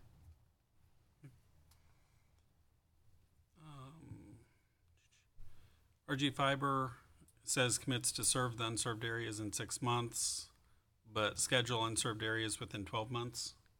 Is that the 6 months is from a say permit? So are they saying that 6 months for permitting? Yeah, well, they're committing to a 12-month build out of the unserved areas. So I think that starts upon permitting. Yeah. So, I'm looking at Roman numeral 9 and Roman numeral 12. Roman numeral 9 is commits to serve the unserved areas within 6 months of a permit from the city, and then Roman numeral 12 is unserved areas within 12 months. And Mike, if I remember right, you've kind of pulled this out. Wasn't that it's kind of like the proposal was good for 12 months? Was that? yeah, I'm not From a- remember the specifics, but their schedule showed the full build out within 12 months of permitting, or within 12 months of essentially the contract being in place. So the contract negotiation period wouldn't include that 12 months. Then what's Roman numeral 9? Yeah, I'd have to look at I had the proposals. I in might there have to ask Mike also. I'm kind of thinking that it was more of a time limit on the validity of the proposal Oh, that it was good for 6 months. for 12 months. Oh, for 12. Yeah, I can go grab the proposals and maybe clear that up. Sure. Yeah. Go ahead, Mike. 12 months, Mike Bosch, Marty Fiber, 12 months we should have service in the unserved areas, and it should be 100%. So that's from the time that we have an executed agreement. Yeah, so we would address that in the contract. Sure. Yeah. And I just wanted to make a point too about, and I emailed you guys about this, but it's important that we're talking about all the unserved areas. And I think it's important with Clearview City that, as Mike mentioned, I don't think anybody's required to, go over and above, putting infrastructure on that private property. But, for example, RG Fibers, they will go, Clearview City will have access. It's just up to the private landowner. They may need to do stuff to make it practical for the residents. But It's not feasible for the city to undertake either itself or through a contractor to be on that private ground, putting in infrastructure. It's just, as Mike said, it's just like an apartment complex. But I just wanted to make the point that Clearview City would have access to that. The infrastructure, it's just a matter of what they have to do on their end too. I mean, and practically, RG might run into the same roadblock that Charter did, the same roadblock that Zoom did. They brought the horse to water. And I think as we talked about, whether it's, Mike, you and the mayor get back with the owner out there and try to encourage them to get on board, because there are a lot of kids out there, and it is absolutely impacting their education opportunities. So I think we need to continue to be proactive with the owner and try to find a way to strike a deal with RG, Charter, whoever could serve that residential area. Is there technology such that where it will be as this build out that there would be like available like a Wi-Fi area there, that if, say, the owner of Clearview had it, that units could use something like that? I mean, is there technology where it wouldn't have to go into individual, each individual, where it'd have to be ran to it? Or is that not how it would? We talked about that early on with the owner of Clearview when the school district was trying to get, because there's school kids out there, and the school district was trying to do something independent. We talked about a Wi-Fi network inside the facility that would alleviate many of the owner's concerns about stringing lines everywhere, and I think that was some of his reluctance. But in terms of the service provider just going out there on the road and just throwing up a Wi-Fi signal, I'm not sure. I don't mean it by that. I mean, though, that it would be coordinated through Dave at Clearview. But I guess the schools, just as what Kevin was saying, the schools now, 4th grade, all their homework is done on the internet. And if you live out there and you can't afford $80, because most of those people that live at Clearview City can't afford whatever their internet costs are, these kids don't have a way to do homework. Right. And and so it's just like, I know that's not our problem, but we do have a lot of citizens that live out there when you look at population concentration, and I think it's something that we need to keep. It is our problem. It's not our fault, but I think it is our problem. It's our problem. We need to continue to work with Dave and the school district in finding a solution to this problem, because the school's answers right now are, well, your kids can go to McDonald's. Well, and with USD 232 rolling out a one-to-one pilot, where every student would have a device, that's going to become more critical. Yeah, it's going to exacerbate it. Mm-hmm. Does RG have a time frame for rollout to the rest of the city? It will, maybe Mr. Bosch could address that as well.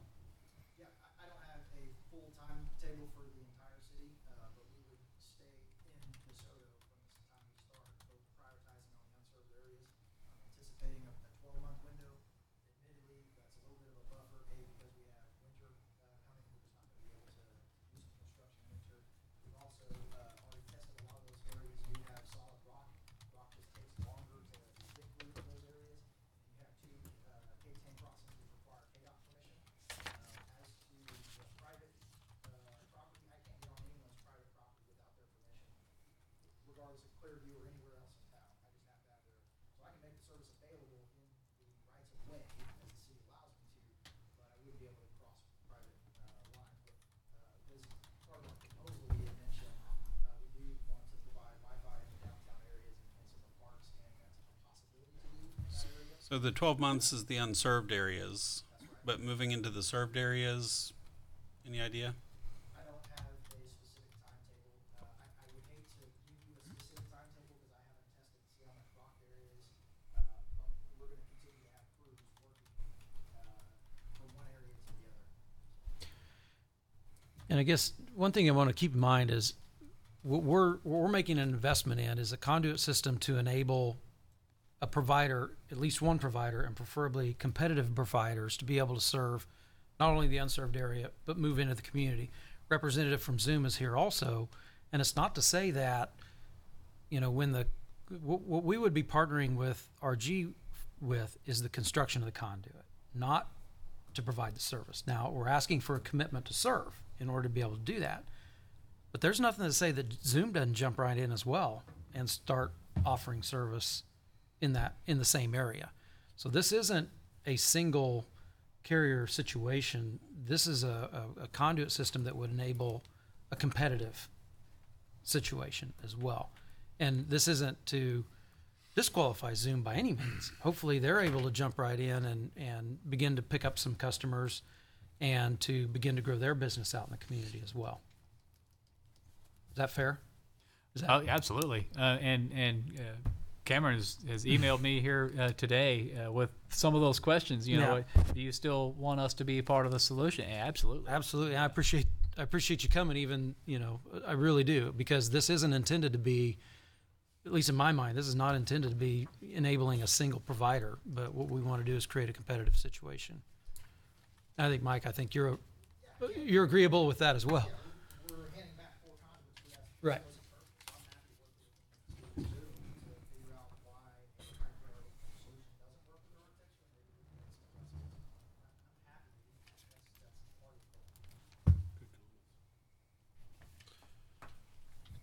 I think that's my open Lori? questions. All right. I don't think I have anything right now. Kevin? I don't think I have anything to add other than thank the committee for working hard on it, doing such a good job. I think the wireless piece, that, like we were talking about, Clearview, do you plan on using maybe something like that out of their water plant facility? Yeah, Since absolutely. it's private property Yeah, point to point. to help this too. But Good point. thanks for all the hard work. Is there any interest in going to executive session to get the numbers that you haven't seen so far? How much time do you think we need for that, Mike? 10 minutes? 10 minutes? Yeah. If we need more, we'll come back and Patrick get a will little bit help more us kind of keep the discussion to only the executive session. So it'll be like the rate structure and the Right. incentive requests Right. or requirements. So have you got a motion for us on that, Patrick? Yes, I'll just read the motion, and if someone wants to just indicate Okay. it's written. So, who wants to make that motion? I got it. All right. So, I'll the get my motion voice a little deeper here. Go right the ahead. motion would be motion by Councilmember Murdoch to recess into executive session at 40. 8:40 for 10 minutes. So, 10 should do it. 10 minutes. for 10 minutes to return at 8:50. 8:50. Thank you, Mayor. And the subject would be data relating to financial affairs or trade secrets of the companies that submitted pursuant to KSA 75-4319B4, with the open meeting resuming in the City Council chamber at 8:50 p.m. All right, motion by Council Member Murdoch, second by Daniels. All in favor? Aye. Opposed? All right.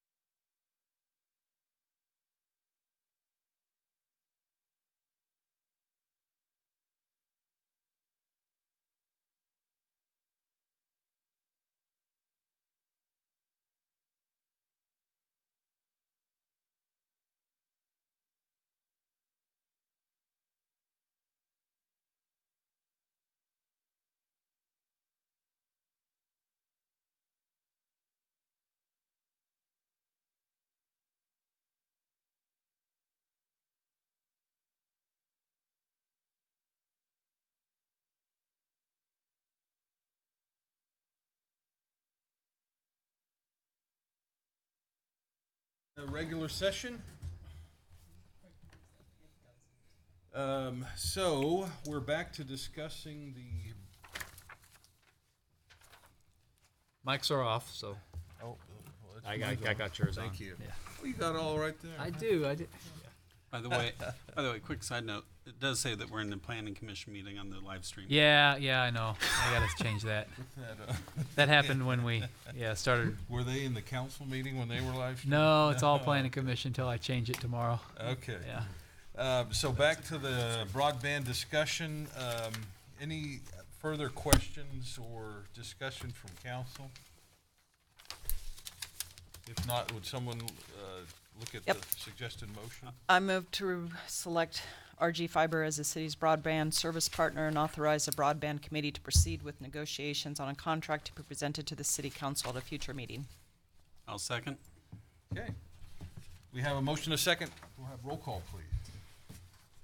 Murdoch, Yes. Ritter. Yes. Hanamichael. Yes. Daniels. Yes. Lane. Yes. Motion. Okay, we're good. Thank you. Thank you, Cameron, and thank you, Mike, for your working with us over the past few months.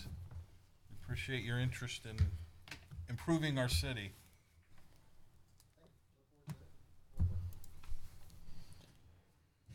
All right, moving on. Let me find the agenda. So, you went in order until B was the only thing out of order. So We're at we're E, on all right. Mayor. E now. Okay. and Yeah. we'll be in I just that. want to make sure we don't double cover some ground here.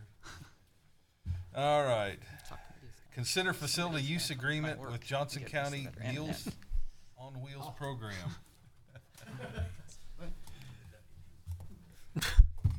Mike? Yes, Is that you? council. The Meals on Wheels agreement's a 2-year agreement, so every other year I think we do this.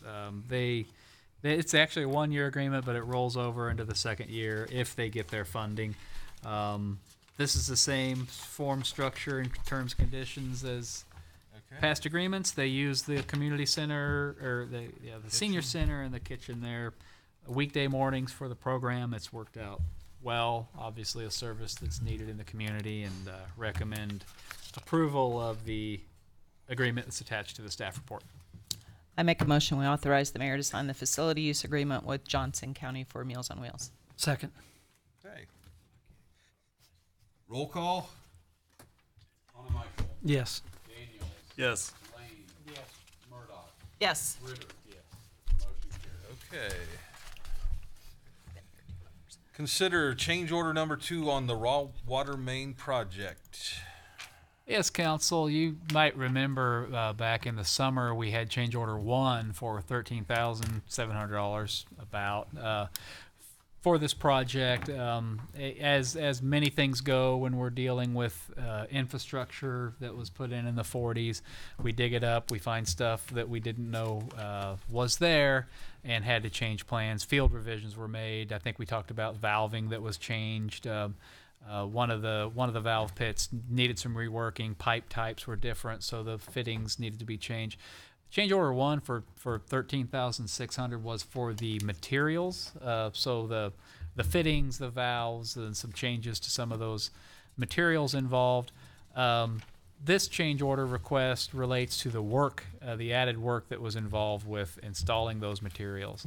And the reason it's taken so long is because we've kind of been back and forth with the amount of crew hours that were attributed to this. Unfortunately, we were, after the fact, having to go back and look at field reports and negotiate on just how much time was involved for each aspect of the added work. The contractor did provide a good description of the added work that was involved, that's attached to your staff report, and then a breakdown, a good breakdown of the crew time. So this is what we settled on, $31,900.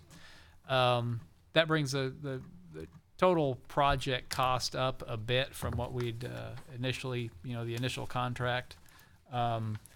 This is part of the number of improvements that were approved with the bond issue that was issued in 2015. So Exhibit B shows all those separate projects, most of which are done. So the ones that are not highlighted are done. We know those costs. The ones that are highlighted are either yet to be done or partially done. So the water distribution shop building, we issued that contract. We expect that project to come in at about $300,000. There's still some follow-up items to be done on that. The lab and office space at the water treatment plant and the architectural improvements at the water treatment plant are still yet to be done. Actually, that last line item there, the architectural improvements, will be an issue or an item later in the agenda. But as it sits right now, with everything all in, we're right at about $3.2 million, which was the bond proceeds from the bond. So, but that's assuming that we do not have any money to do anything with Waverly Water Tower. The initial thought back when we issued the bonds several years ago is that we could take that tower and lower it because it's too high right now for our the system to work. Lower that tower and rehab that for a relatively inexpensive figure. It turns out we're not going to be able to do that. The way the legs are structured, that would require foundation changes. We've talked to several contractors. Would have been above our ability to fund anyway. So if we just take that project off the list, we're right at $3.2 million. So that's the overall snapshot of that bond issue. It factors into another item on the architectural improvements later on. But anyway, regardless, this change order will make us whole on the raw water main project. The total contract amount then is $255,993. Asking for your approval on that change order so we can close out that project. Questions for Mike?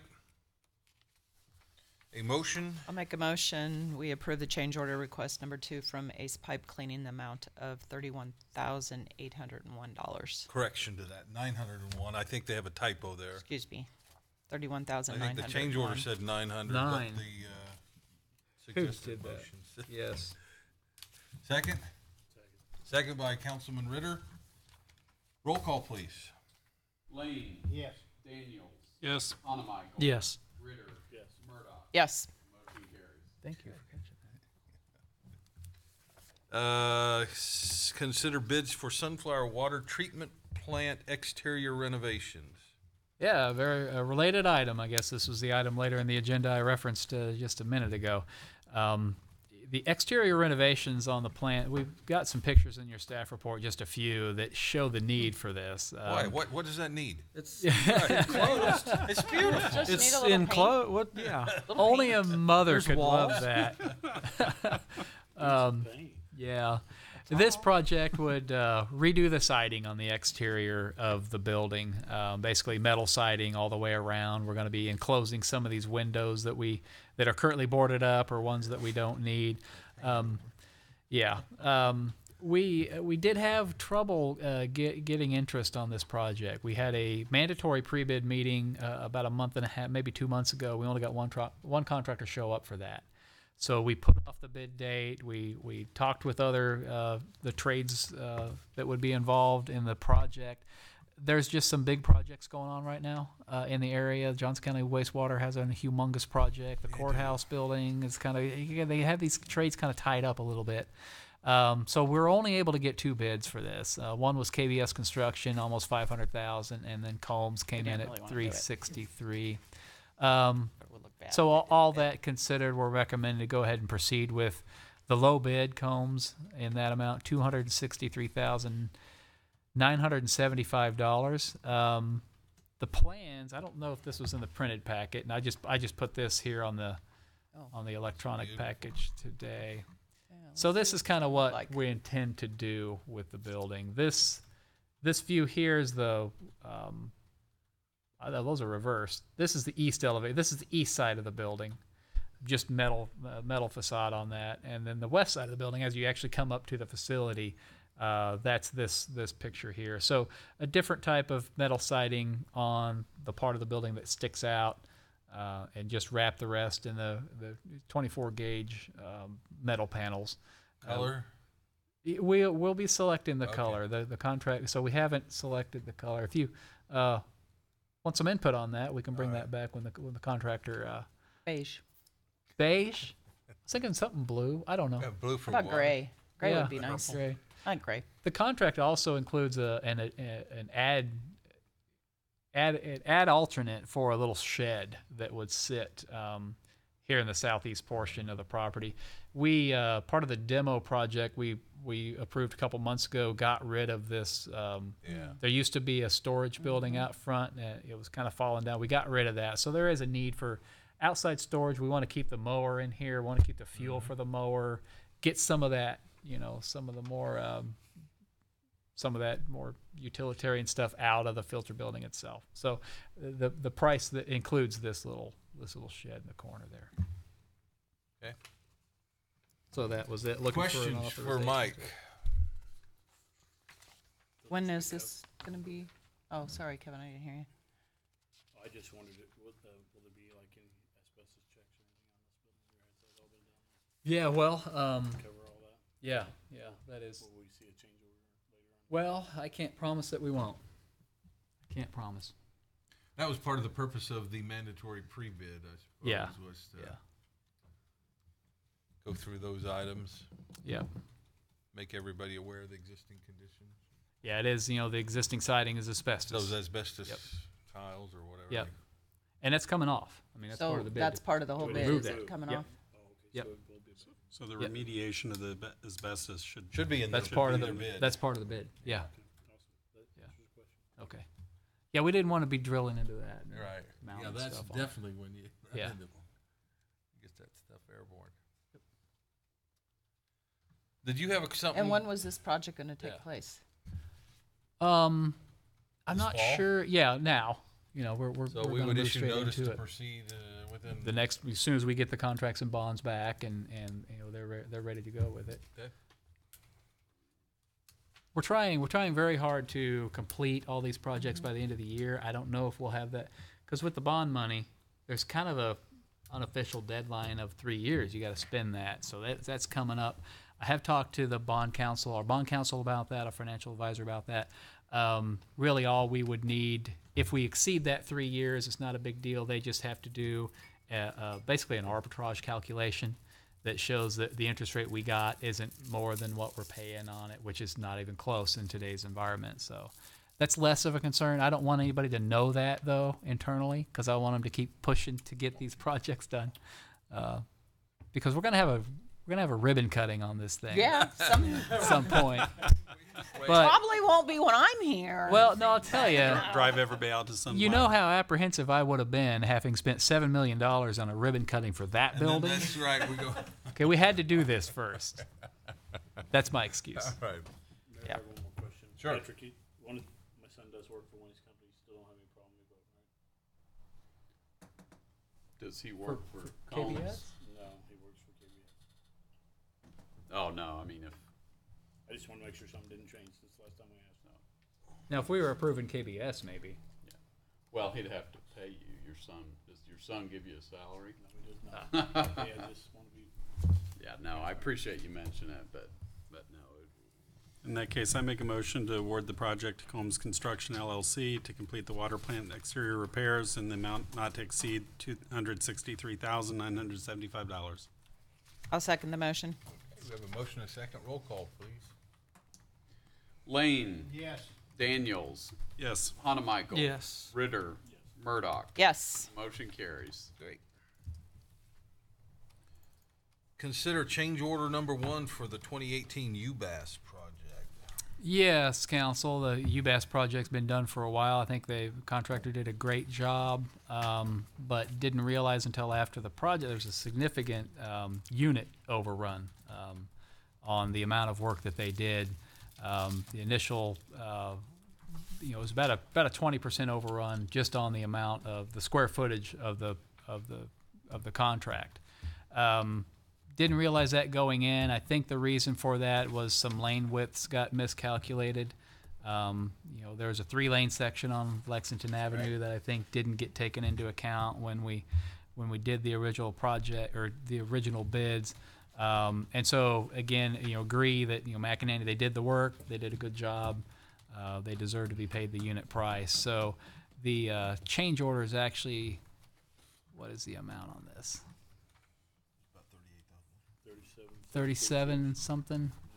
I'm sorry, I'm not as familiar. Yeah, 37,746.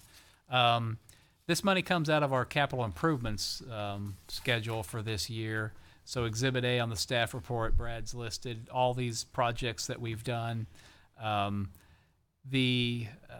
This would impact our ability to do one of these projects, demo the old water plant. This has actually been on the CIP for a couple of years now. This is the one down at the street department shop building there. This would rely on street department crews to accomplish. A 25,000 wouldn't have a contractor come in and do that. So if we omit that from the list of CIP, add this to the overall, then our funding is still within the overall CIP budget. That water plant demo probably wasn't going to be possible for the street department this year. We're down 2 men actually, with Ron Creason being out, and then we have another. Mike Henry has been out with some medical issues as well. So we probably wouldn't have implemented that project anyway. So tonight, I ask for your approval on the change order for the added Questions? Not a motion? I'll make a motion, we approve the change order number 1 of $37,746.76 to McInerney for the UBass overage. Okay. Second. Who's second? Well, I got it's it. simultaneous. On Michael's second. Take it. Turn his mic. All right, we have a motion, a second. Roll call, please. Lane, Yes. Daniels, Yes. Hanamichael. Yes. Ritter, Yes. Murdoch. Yes. Motion carries. Okay. Do we need to approve $15 for Mike to get a new calculator for calculating? well, yes, yes. I'll take the arrow. You take the arrow, Brad get a cut. No. this is I'm in charge. I'll take. Okay. This was my fault. It happens. To come out of his paycheck. Oh, is that instead of walking? When it bounces, you know. Well, I think you could trade vacation time. Just take one away from him, give it to you. Okay. There you go. Okay. All right, item Got a motion? I, bids for Spring Drive water line replacement. Yes, Council, this is our 2018 CDBG project. We were actually awarded $65,000 for this.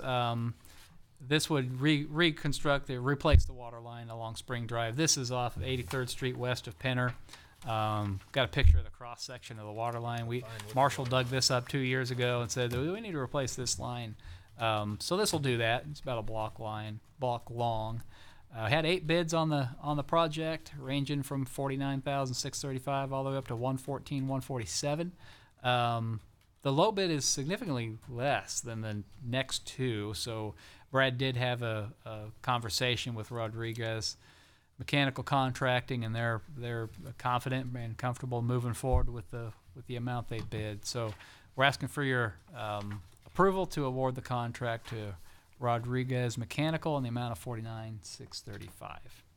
Questions? Yeah, I got one. What is the size of that line? The new one we're putting in is an 8-inch. Okay. The existing one I think was a 2. 2 inch. Oh, okay. Neck down to about a quarter. Yeah, it was a pencil there in the middle. Down an inch in the middle. Boy, Yeah. do they have any water? It didn't have a whole lot. Yeah. 4 people? Gosh, that'd be awful. Yeah, they should see it. They should see it. And so you said you're replacing with an 8-inch? Yeah. Is there any, can I ask another question? Oh, sure. Is there any, on an 8-inch main, are you guys gonna put any fire hydrants in that section? Yeah, there is a hydrant going in and replace. I'm not sure where. I know there was one right on the corner. Yeah. It wouldn't have had much flow. Right. They didn't. Wouldn't be very low, yeah. But we'll But I have don't some know good- if there was one closer to the threshold. Is that included in Let the me- bid then? Yeah, it's in the bid. Okay. It will be a hydrant. Okay. I'll make a motion then that we award the project to Rodriguez Mechanical Contracting to complete the water line replacement project on Spring Drive in the amount not to exceed $49,635. Second that. Okay. Roll call, please. Murdoch, Here. Yes. Ritter, Yes. Hanamichael. Yes. Daniels. Yes. Lane. Yes. Motion carries. Bids for Lexington Avenue sidewalk repairs. Yes, council, I think you might remember we had a resident come a couple months ago and talk about this section of sidewalk along Lexington. You know, when we put that trail in initially, we had to fill the area. I mean, that slopes pretty steeply from the road all the way down to Kill Creek. So this sidewalk was put in on some fill, and that fill is sloughed off, causing these pretty significant longitudinal cracks in the sidewalk. This project would fix that. Essentially, we're putting a stem wall in on the kind of the south or the south side of the sidewalk, and replacing this section, about 225 feet of that. That'll serve as kind of a retaining wall and then also repair to the sidewalk. For whatever reason, we get a lot of good responses on these smaller concrete jobs. 10 bids on this thing. The lowest, 13,404. Vintage Green Mark was the one that did our sidewalk project last year. They've done some really good work for us uptown They understand in the there's a past wall in too. this? Yeah. I mean, the bids were pretty clear. So the funding will come out of this round. Each year we got 20,000 for sidewalk repairs, and we're going to use that money for this Okay. project. Questions So for they'll Mike? actually lower the sidewalk in one area for drainage, or Well, is you that know, what we is had that what that really. lower new trail is? Let me look.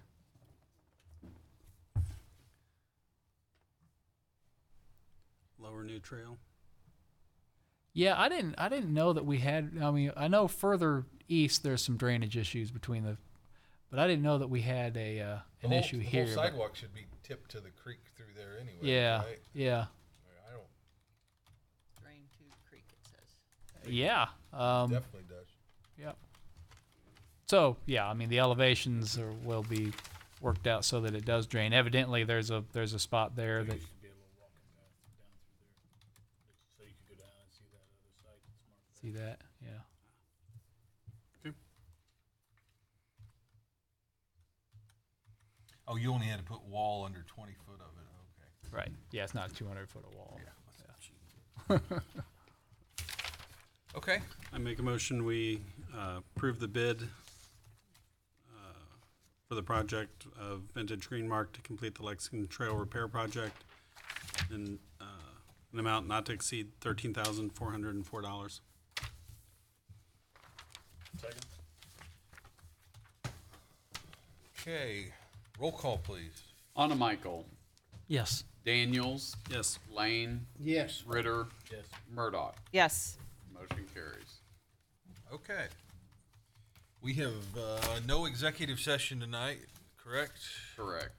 And advisory reports, city administrator. Yes, council. Just one thing. I sent out an email this afternoon about the new website. We do have an offline. Let's see if I can pull it up here. I don't have it. An offline version of what the new website will look like. Some of the content needs structured a little differently. Some of it's outdated. So we're working on comments back for the consultant. But invite you to have a look at that and give me any comments you might have. I think it turned out just exactly what we intended to be to begin with. So How do we get there? I sent you the link. I don't remember okay. what the link. Okay. The link's in the email. It is in the email. If you were able to get an email. Yeah. I don't Yeah. know. Maybe. Question. Yeah, it is in the email. KS dash. Yeah. It's in the email. I looked at it. Yeah. It looks very, it's sharp, Yeah. contemporary. Yeah, I got it. Yeah. So we'll be getting them comments back on content, and then in a couple weeks they're going to be doing a 3-day training with us to just show us how to use the back end and update the content. We're on schedule for an October 4th launch date for that. So in connection with that, the other thing we heard during some of these surveys for the comp plan and surveys for the Parks Master Plan was the need to communicate better and more efficiently and more often with constituents on a number of areas. What I'd like to do is increase our social presence on social media. So what I'm thinking about is kind of about the same time we launch the website. The city has a Facebook page. I'd like to also the city to have a Parks and Rec Facebook page, just for Parks and Rec, and then also have Twitter accounts for Parks and Rec and for the city. So, you know, if everybody's okay with that, I think we'll just go ahead and do that. I'll put Jay and Justin in charge of the Parks and Rec. I'll probably largely be in charge of the city's Twitter, and then Lana and I will tag team on the city's Facebook. You know, you could go lots of directions with the Twitter thing. Lawrence Police has just a Twitter that's just absolutely hilarious. I'm not going to try to do that, but you know, the Twitter is kind of more of a informal, more immediate, more kind of constant communication sort of a thing, where the Facebook might be a kind of a little more formal platform. But we'll just see how that evolves. But that's my intent. Okay. So if you on the website, if you have any comments, get them to me. We'll charge forward. All right. City Attorney. Nothing for me, Mayor. Thank you. No one else is here, so we'll go to council comments. Danny, you want to start tonight?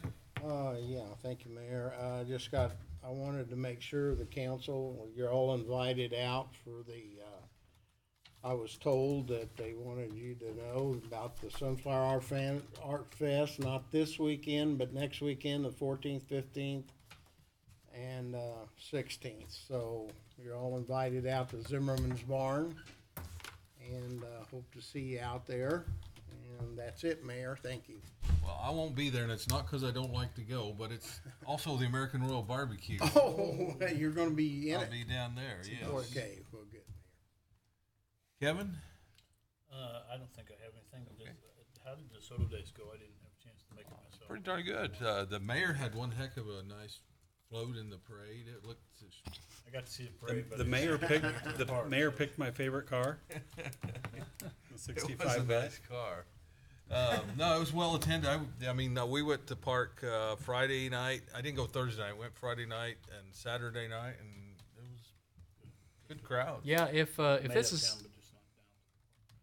this is any indication, Jay says there was a lot more trash this year than last year or the years before. So I think that probably a gauge of attendance there.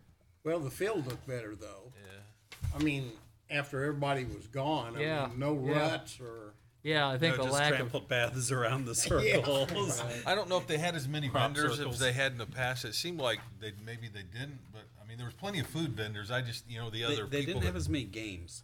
Yeah. The game trailers. They Maybe only that's had, what they it only was. had one. Yeah. That you see down there, but no, it was great. That actually brings into one of my council comments. Take off. We had a annual event that happened at DeSoto Days. That happens every year. That in future DeSoto Days we should probably work to avoid. And that is right at the edge of Miller Park by the Y. Somebody tried to drive past there, and so where the drainage ditch ends up happening. Oh, they drove off into that ditch? That happens every year.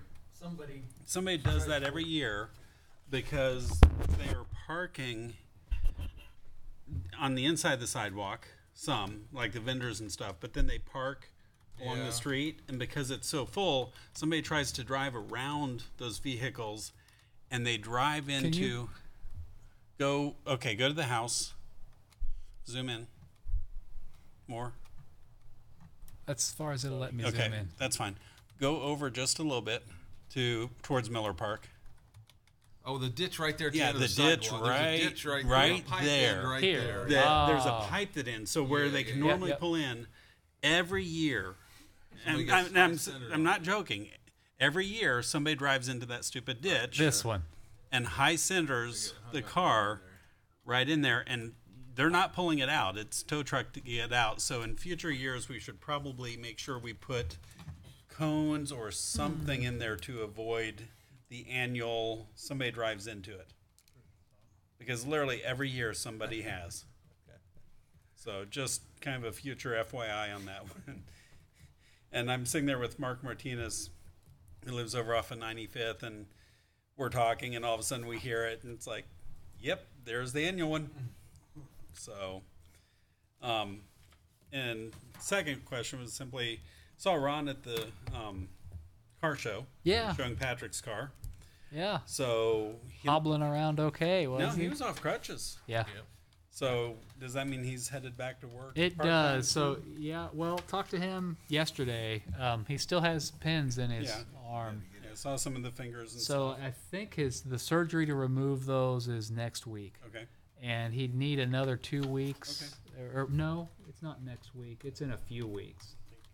He indicated maybe in about a month, Okay. wanting to come back to work, and there's plenty for him to do. Oh, yeah. So I've told him anytime, and you've authorized me to allow donations for vacation. So we're working that too. Anxious to get him He's back. in good spirits and Yeah, he is. sounding good. He's so. ready to come back. Excellent. Anything else? That's it. Kevin, did I cut you off? No, you did not, sir. Okay. I'm good. I'm good. Lori, I don't have anything, Mayor. Thank you. Kevin. I want to say how much I appreciate the council's support on the broadband initiative. It's been, 2 years almost, well over a year and a half in the works. Danny, I appreciate your input all along the way. Lori was on it early on. I think it's a really good deal. And Mike, he's been coming up with some really good ideas. And this is going to be something that's going to be announcement worthy. And the mayor's been very supportive here lately. This is going to be announcement worthy. I know when we started talking about it, Spring Hill had already commissioned a consultant to do a feasibility study for them, and they still have not solved the problem. But Mike offered up some practical ideas towards what we might be able to do that resulted in the RFP. And just from being involved in these kinds of things in other communities, this partnership on infrastructure is a unique approach that is going to be announcement worthy. Plus, just saying, we're at the same place as other communities in the area. I mean, this is something we need to get out into the media, and particularly in the broadband community circles. So appreciate that. Over lunch, I attended a presentation. Mike, you might be familiar with this, and Mary may as well, but it's the Marks doing their new 2050 transportation study. In fact, if you can get up the website, mark.org, and then the /2050. So they're just kind of kicking it off for every 5 year they have to do an updated regional transportation plan. And in the fall, they'll be collecting input from communities, stakeholders on what your needs are. So I think we just will need to be thinking about, what's important to us, DeSoto as a community, but also maybe gauging the temperature of our surrounding communities, Lenexa, Olathe, Shawnee. What are they championing? What's Johnson County championing? And using that to kind of think about where we fit in the overall metropolitan scheme of things, and certainly the greater Johnson County scheme of things. But this is controlling federal funding or governing federal funding that's flowing through. So it's, not a sidewalk job for us per se. But, whether it's the Johnson County Gateway or something like that, and things that may affect us, transit, bus stop transit stop in DeSoto, something like that, we might want to start thinking about. But it was interesting that they're not only looking at programmatic level projects, but also revitalization of corridors. And so I don't know if our downtown or Lexington might qualify in there in any way at all. But I thought it was interesting that they were highlighting corridor revitalization as something to consider. So it's a thought, not only what our needs are, but where we fit in the big picture, and how we can be influenced by what's going on with the communities around us. So it was interesting. Well, that's a good segue to the Transportation Task Force has asked for our input. It's hard to tell. I guess we could think about it. I know it's probably been on your plate to provide some feedback to the committee. Again, at the Council of Mayors last night, it was mentioned Don Roberts, Mayor of Edgerton, is on that committee. Mike Brown, our commissioner, is on that committee as well. And they had a meeting in Salina Thursday. So I don't know what we would share that, but if we would express a need for a transportation project or some initiative we need in DeSoto, they're asking that we would say, here is our need and here's how it might be funded, what funding source it might use. So our downtown would be the old enhancement funds. We would bring back the enhancement funds, or what? But those aren't coming back. But I mean, that's the idea. Well, it's certainly how they're prioritizing future funding for K-10. Yeah. Or, it's been a long time, but we talked about this need for the Johnson County or the transit to stop in DeSoto. Right. That's so. Or the next outer loop from the metro. Or the next area, outer coming loop. Down through Sunflower and up across the river at I-70. I really think that needs to be studied. Is That's that the one. I-35, the I-70 or connection? It's got to go through Sunflower. Yeah. Well, and even, to your point that with the South Lawrence Trafficway getting put in as helping people that are coming to get gas in DeSoto, right? So the further completion of that on around the west side of Lawrence, I don't know if that's advantageous to us. To its ultimate section, Yeah, get it up to its ultimate section. Yeah. So it may not just be within DeSoto, but some things that are out around us. These are that are advantageous to us. Big picture stuff. So do they have a formal time when they're seeking local input? And I should have paid more attention, Kevin. Because it was just an ask that said, and I don't know what the avenue was for us to submit our comments. I don't know if cities had gotten an email or some request. I don't know, but we need to. Even if it isn't our own, it's how do we want to support or not support some of the other local initiatives. And the idea of this group, of course, it was the Johnson and Wyandotte counties, was that maybe the Johnson County contingent would, or at least the Johnson County submittals would go in as kind of one package. And here's what we think we need in Johnson County to be included in this program. Like the one that keeps coming up is I-35 at 75th Street and the completion of the getting rid of the lane drop right there at 75th and the big bottleneck there. The task force is to submit its findings to the legislature by January 31st, 2019. So they've been asking. I know that Mike Brown on his Facebook page maybe had a similar comment, and then Don Roberts had the ask last night. I don't know that they have a specific place to put that. I might send an email. I'll send an email to Mike or Don and ask them where and how we submit our project ideas. This right here, mate.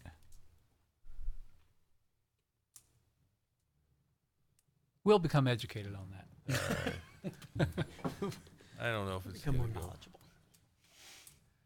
So that was one thing from the meeting last night. The other thing at the meeting last night, and I'll just hand this to you right now, Mike. We had a representative from the GSA. They have a purchasing thing similar to the Mark. I don't know if you've ever used it. But even if you don't use it to buy, you can use their negotiated prices to negotiate a better rate. So they're going to have a presentation inviting local governments to a training session coming up here this fall. Oh, okay. I don't need that document. So. Yeah, that cooperative purchasing is a fantastic way to reduce administrative burden to get stuff done. It really is. And I think that's all I've got. So. I'll make a motion to adjourn. Second. All in favor? Aye. We are adjourned. Thank you all. And I think our system was flawless. Let me see if I can stop the recording.